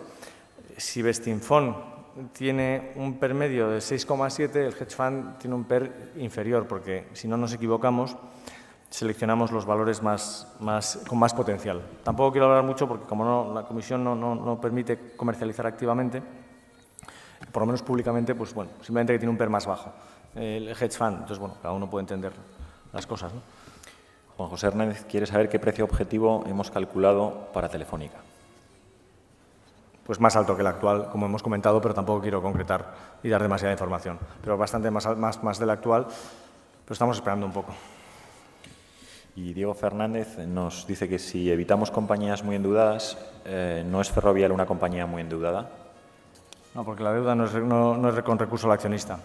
La deuda es con recurso a los vehículos que él tiene. Por ejemplo, la deuda de Cintra, que es una compañía que funciona con mucho endeudamiento, es solamente con recurso a la autopista determinada. Es decir, si en Canadá tuvieran un problema, la deuda que tiene en Canadá la tendría que asumir esa autopista, no los accionistas de Cintra. Y lo mismo para British Airports. O sea que la deuda, la deuda real con recurso al accionista de Ferrovial es relativamente baja. Eugenio Lozano dice textualmente, ¿cómo explican que habiendo sido la sociedad líder en inversión pasemos a ser una de las últimas según la prensa? ¿No creen que han estado un poco dormidos? Sí, probablemente, pero ya lo hemos contestado. O sea. Rafael Gutiérrez, los reembolsos medios por partícipe en los últimos meses han sido muy perniciosos para la inversión media por partícipe. O sea, se han ido los de inversión más elevada. ¿Hay alguna razón para ello? Es lo contrario, se han ido los de menos inversión. Se han ido el 20% de clientes y el 7% del dinero. O sea, se han ido clientes con menos inversión de la media. En relación a Bestinver mixto, Richard Ball nos pregunta que por qué tiene un porcentaje de liquidez tan bajo, en su opinión. Y también nos pregunta que qué opinamos de los consejos de Harry Schultz. Harry Schultz. Bueno, yo a este señor no lo conozco, no sé vosotros. ¿Por qué tiene un porcentaje el fondo mixto? En mixto, Schultz como Schultz. En mixto teníamos un 60% de inversión hasta diciembre y en diciembre, visto lo visto, y en enero hemos incrementado, igual que en el resto de fondos mixtos, en Bestinver Ahorro, en todos los mixtos, la inversión hasta el 75%, hasta el máximo legal permitido, en línea con lo que estamos viendo de compañías infravaloradas. Bien, nos preguntan también que por qué recomendamos más el internacional que el bolsa si lo hace peor. Cuestión de infravaloración, está más infravalorado. No es otra razón, y mejores perspectivas en ese sentido. Luis Menéndez nos dice que desde junio del 2007 a enero del 2008 Bestinver Bolsa e Internacional han caído un 23 y un 30% respectivamente y que, como se podía intuir esta caída, no hubiese sido aconsejable haberse puesto en liquidez lo antes posible. Yo creo que está contestada. Insisto en que hemos creado valor en estos 6 meses, que nuestras compañías valen más ahora que hace 6 meses y que el tiempo lo acabará reconociendo, como ya lo está empezando a reconocer este mes, conforme van saliendo resultados día tras día. José Luis Crespo, asumiendo un riesgo medio y a un plazo de 5 años, ¿qué composición de cartera aconsejan? ¿Renta variable, renta fija, liquidez social? Nosotros queda claro que recomendamos la renta variable como inversión a largo plazo y dentro de eso insistimos en 70-30, 70% en Bestinver Internacional y 30% en bolsa o en Bestinfond, que refleja eso. No hemos cambiado la recomendación. Vamos. María Teresa nos dice que expliquemos en qué invierte Rodaón y cuál es su política de inversión. Todas las SINCAPs que gestionamos, unas 30 o 35, tienen exactamente la misma cartera que los que Bestinfond. Bueno, con alguna excepción. A lo mejor una no tiene una compañía, otra tiene otra, tal, pero vamos, básicamente son clones. Clones de Bestinfond, en la misma proporción. Carlos Martínez quiere saber por qué los fondos Bestinfond y Bestinver Internacional tienen un comportamiento idéntico en sus curvas cuando tienen carteras absolutamente distintas. Bueno, tan distintas. Bestinfond y Bestinver Internacional coinciden en un 70%, o sea que no son carteras tan distintas. La premisa no es correcta, vamos. Antonio Almazán dice, ¿piensan que la burbuja inmobiliaria ha explotado del todo o tiene que explotar más? Yo creo que está en ello y va a ser un proceso largo y muy penoso para todos. No desde el punto de vista de inversión, pero de personas que vivimos en este país. Juan Felipe Rodero dice, ¿qué repercusión puede tener la baja o traspaso de fondos en la sociedad y garantía de cada uno de ellos en Bestinver? ¿Qué repercusión puede tener la baja o traspaso de fondos en la solidez y garantía de cada uno de ellos en Bestinver? Capacidad de cobertura. Bueno, ese es el problema de la liquidez. O sea, hemos asumido 500 millones de reembolsos y ahí tenemos no hay demasiado problema. Pues si alguien reembolsa, vendemos un poquito de cada valor y si alguien suscribe, compramos un poquito de cada valor. No tiene mayor. Miguel Cortés quiere saber que como hemos invertido una gran cantidad de dinero, como manejamos una gran cantidad de dinero, no puede ocurrir que si vienen mal dadas y las pérdidas sean elevadas, haya mucho pánico y afecte a la gestión de los fondos. No, insisto en que las decisiones de compra y venta de valores no tienen que ver con las entradas y salidas de dinero. Miguel Ángel Fernández dice, la falta de liquidez en el sistema financiero, falta por ver al alcance final de la subprime, ¿qué incidencia piensa que van a tener en nuestros fondos, tanto en cuantía como en duración de la incertidumbre?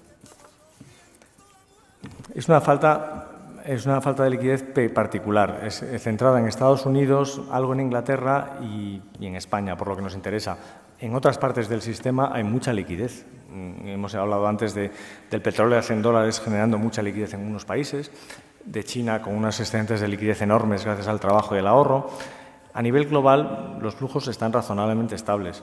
Bien es cierto que el que sea accionista en el sistema financiero occidental, especialmente en el anglosajón y en el español, pues tendrá problemas. Pero el resto del sistema financiero global se está viendo que está aguantando bastante bien, vamos.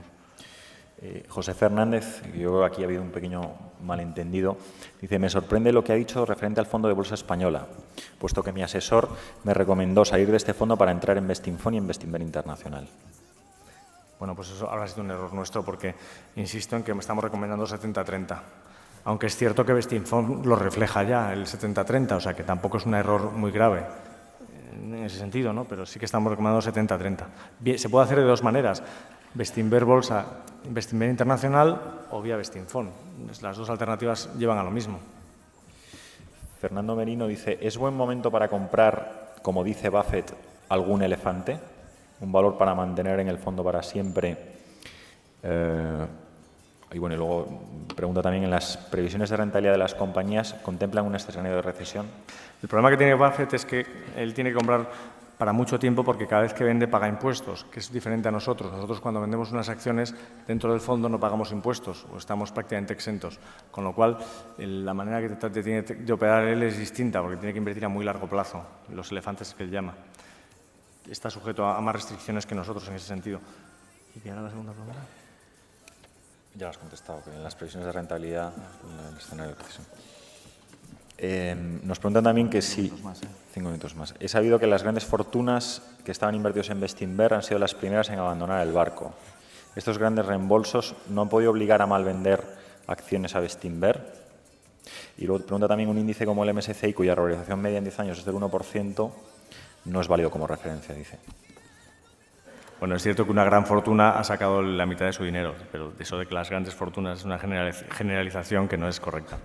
Hemos hablado antes que el nivel medio de clientes que ha salido ha sido un cliente relativamente de cantidades pequeñas. Bueno, nos vamos quedando ya con las preguntas que nos han repetido. Álvaro Choca pregunta: señor Paramés, ¿es usted el analista del Confidencial Steve McCoy? Y pregunta también: ¿por qué no han hecho en su exposición... Sherman McCoy. Sherman McCoy. Sí. ¿Por qué no han hecho en su exposición autocrítica a su mala gestión de los últimos meses? Bueno, es que primero, no soy Sherman McCoy. Es que, sinceramente, creo que hemos creado valor. Lo que no podemos es ser responsables de unos señores que compran los mismos valores con nosotros, que nosotros compramos con deuda y que luego no pueden pagar sus acciones de Europac o sus acciones de Ferrovial. Es problema de esos señores, no nuestro. Nosotros tenemos un fondo que vale más que hace 6 meses. Es que más, sinceramente, creo que lo hemos hecho mal. Sí, a lo mejor en algún valor, pues su valoración particular nos hemos equivocado un poco al alza y la hemos corregido a la baja. Lo mismo ha pasado al revés con algún otro, que hemos subido la valoración en estos 6 meses, o sea que ha habido subidas y bajadas. Por supuesto que hay equivocaciones pequeñas constantes. Afortunadamente, en lo fundamental no nos hemos equivocado y creemos que los fondos valen más ahora que hace 6 meses. Es que a veces hay que hacer un acto de fe, pero es que es verdad.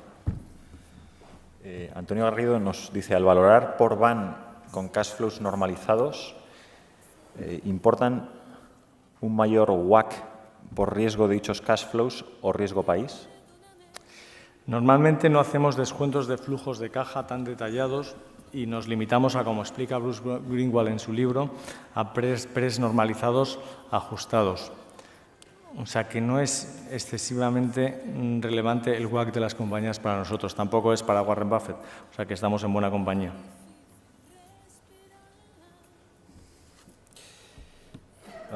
Me entregarán 12 viviendas en un plazo de 2 meses, ¿qué debería hacer? ¿Venderlas inmediatamente o alquilarlas? Joder, buena pregunta.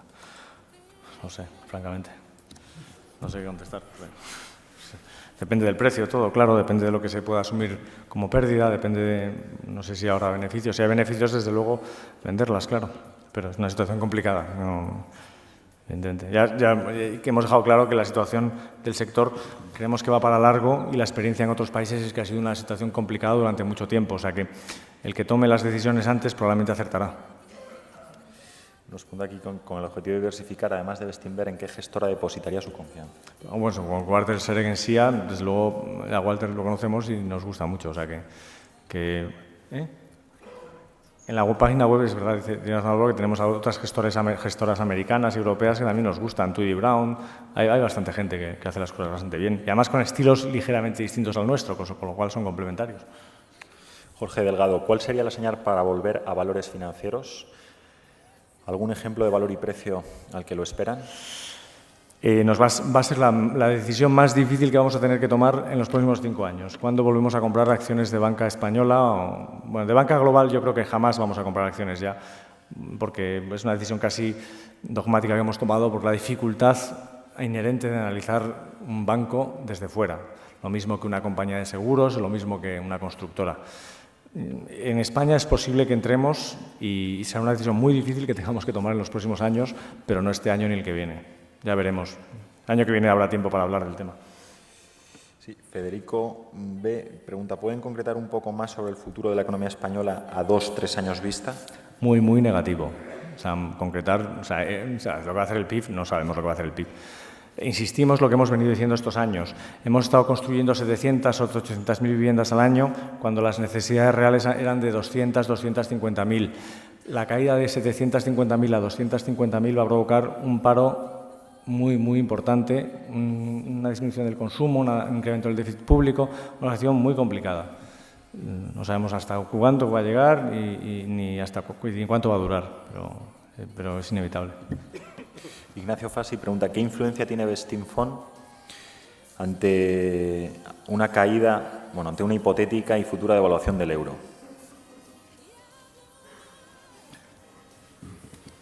Hombre, al final las compañías en las que invertimos tienen ventas en todo el mundo, o sea que en principio no se deberían ver afectadas de manera significativa. Es más, en las actividades que tienen en Europa se beneficiarían porque podrían exportar más. Al final, las monedas no son un elemento importante en nuestra decisión de inversión. Miguel Ángel Díez quiere saber qué opinión tenéis sobre SACIR y Ferrovial, si la consideráis inmobiliaria, constructora, qué tipo de compañías son. Y también dice, ¿no creen que el sistema de inversión en pequeñas compañías está algo agotado? SACIR y Ferrovial son compañías que tienen inversiones en muchos sectores, entonces analizamos cada parte según lo que creemos que vale. Y la verdad es que somos accionistas de Ferrovial, como es bien sabido, es una participación importante para nosotros, nos parece que está infravalorada. Y en SACIR pensamos que hay valor, pero bueno, vamos a esperar tranquilamente a ver cuándo decidimos invertir.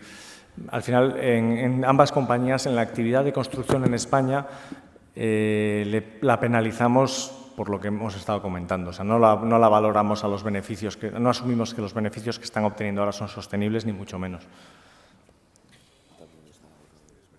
Bueno, el small cap es agotado, o sea, nosotros somos agnósticos. Cuando encontramos una compañía barata, compramos. Nos da igual el tamaño, el color, la raza, en fin, lo que sea.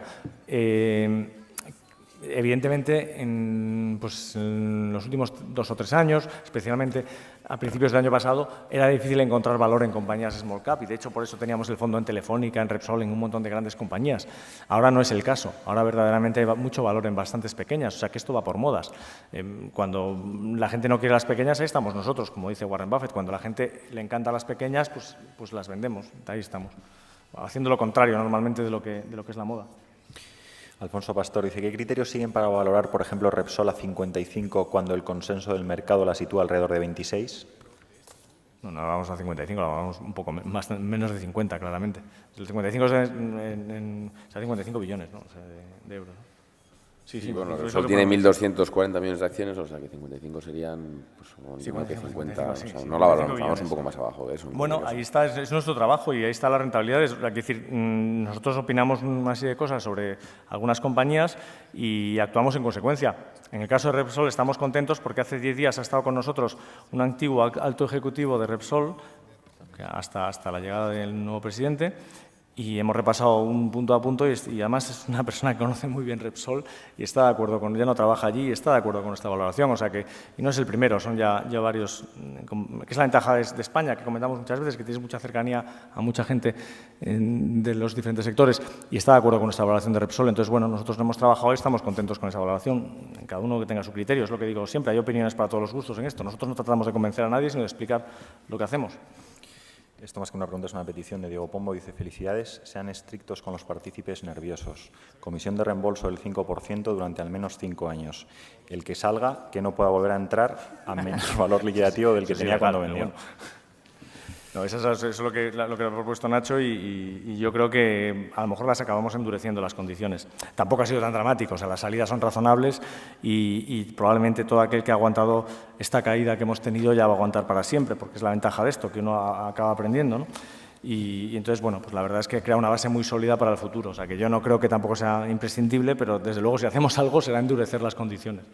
Esto deberías aclararlo porque creo que aquí ha habido un malentendido. Dice, ustedes no invierten en el hedge fund sus ahorros, ¿por qué? Bueno, muy interesante. Bueno, Álvaro y Fernando sí, yo no, pero precisamente yo quería haber invertido en el hedge fund, pero me pareció más justo para todos los clientes invertir en los fondos normales, a pesar de que, bueno, no puedo decirlo, pero en fin, el hedge fund pues está más barato. Simplemente para dar ejemplo, o sea, porque mucha gente en los meses últimos, pues obviamente lo ha pasado mal, y entonces pues invertir en el mismo vehículo que invierten ellos. Probablemente en marzo y en abril, pues que probablemente podamos invertir una nueva cantidad. Yo me gustaría invertir en el hedge fund porque tengo una cantidad muy pequeña en proporción a lo que tengo en los fondos normales y hemos comentado que algo en el hedge fund pues siempre es interesante, ¿no? Nos preguntan por qué pensamos que es buena inversión Linde y Continental. Bueno, pues son dos muy buenas compañías a muy buen precio. Aunque en Linde no somos accionistas ahora mismo, las hemos vendido. Linde es un caso interesante porque es una compañía que hace 6 meses estaba cotizando a 85 euros y hoy está cotizando a 85 euros. Entonces, ¿qué hemos hecho? Hemos vendido Linde porque no ha caído y hemos comprado compañías que han caído un 50%. Eso es la tercera manera de crear valor que tenemos. Ya volveremos a comprar Linde porque es una compañía que nos encanta en su momento, cuando el potencial sea el mismo que el fondo. Ahora mismo no es el caso. Luis Barbero nos dice, no confían en la buena marcha de los bancos, pero las compañías de pequeña y mediana capitalización dependen mucho de los créditos bancarios. Si no dan créditos, ¿cómo van a recobrarse estas pequeñas, a revalorizarse estas pequeñas y medianas empresas? Yo creo que lo hemos contestado ya. Las compañías en las que invertimos, afortunadamente, no tienen necesidad de estar pendientes de la situación de los bancos. Y luego, un par de casos personales. Dicen, tengo 190.000 euros en el fondo de pensiones Bestinver Global y actualmente la cifra se ha reducido a 140.000. ¿Cuál es la esperanza de recuperar la inversión en 6 años que faltan para jubilarme? Muy alta. Más no puedo concretar. Las probabilidades son muy altas. No solo de recuperar, sino de rentabilizar claramente la inversión. Y en la misma línea nos preguntan qué aconsejaríamos a un jubilado que tiene su dinero en Bestinver Internacional y Bestinver Bolsa y que lo necesita dentro de 2 años. Esa es una pregunta mucho más complicada y, francamente, yo no sé qué responder, porque cuando uno necesita el dinero, pues la actitud es distinta y hay que estar preparado a estar más invertido en renta fija de lo normal. El criterio sería la cantidad que uno vaya a necesitar para algo inexorablemente, pues invertirla en renta fija, y sobre todo si es a un plazo relativamente corto. Y aquello que uno puede apartar claramente, invertirlo en bolsa. Y claro, el Linde, donde lo que uno puede apartar y lo que no, lo tiene que decir cada uno personalmente. Ahí sí que podemos ayudar poco.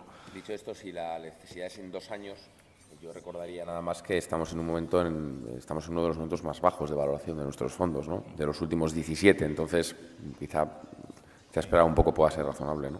Sí. En las 2 últimas preguntas, la primera sobre Mapfre, dice que le preocupan los credit default swaps y que se actúan como una aseguradora de swaps y que si es la contrapartida de alguna inversión bursátil.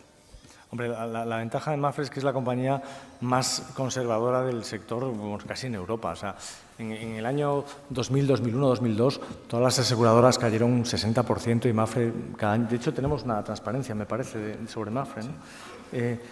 Se multiplicó por 2. La transparencia 26, por favor. No, es la de la... ¿No tienes la del chart al final? ¿Es la de Mapfre? ¿Ah? No, la del gráfico. O sea, 45, pero es frente a IBEX. Ya, bueno, pero también está bien. No, es la 46, la... 44, ¿no? Dices tú. Bueno, sí, cualquiera de estas, si estamos por ahí ya nos movemos. Sí, la 44. Bueno, al final, no es esta la cosa. Bueno, sí, esta no sirve, la anterior. No, sí, esta no sirve. No, al final lo que se ve, por ejemplo, en los años de caída de los mercados, Mapfre desde el 2001 hasta el 2004, pues ahí está, pues prácticamente dobló la cotización. es una compañía muy conservadora en sus inversiones. En este caso ha vuelto a repetir ese conservadurismo y no se ha visto nada afectada por lo que ha pasado en Estados Unidos, al revés que otras aseguradoras europeas. Y la verdad es que, bueno, pues confiamos bastante en su conservadurismo, francamente, y si somos optimistas, a que va a aguantar bastante bien la situación que va a venir en España.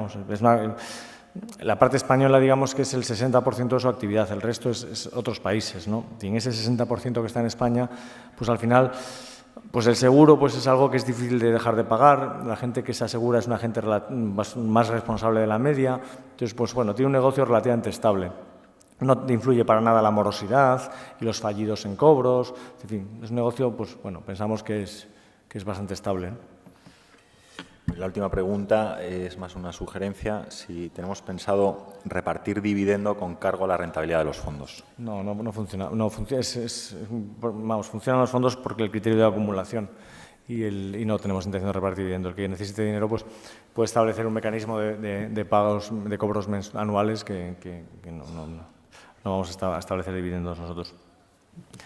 Bueno, pues gracias a todos, que después de unos meses complicados, hombre, por lo menos yo creo que nosotros somos optimistas y esperemos que hayamos sabido transmitir ese optimismo prudente, ¿no? Gracias.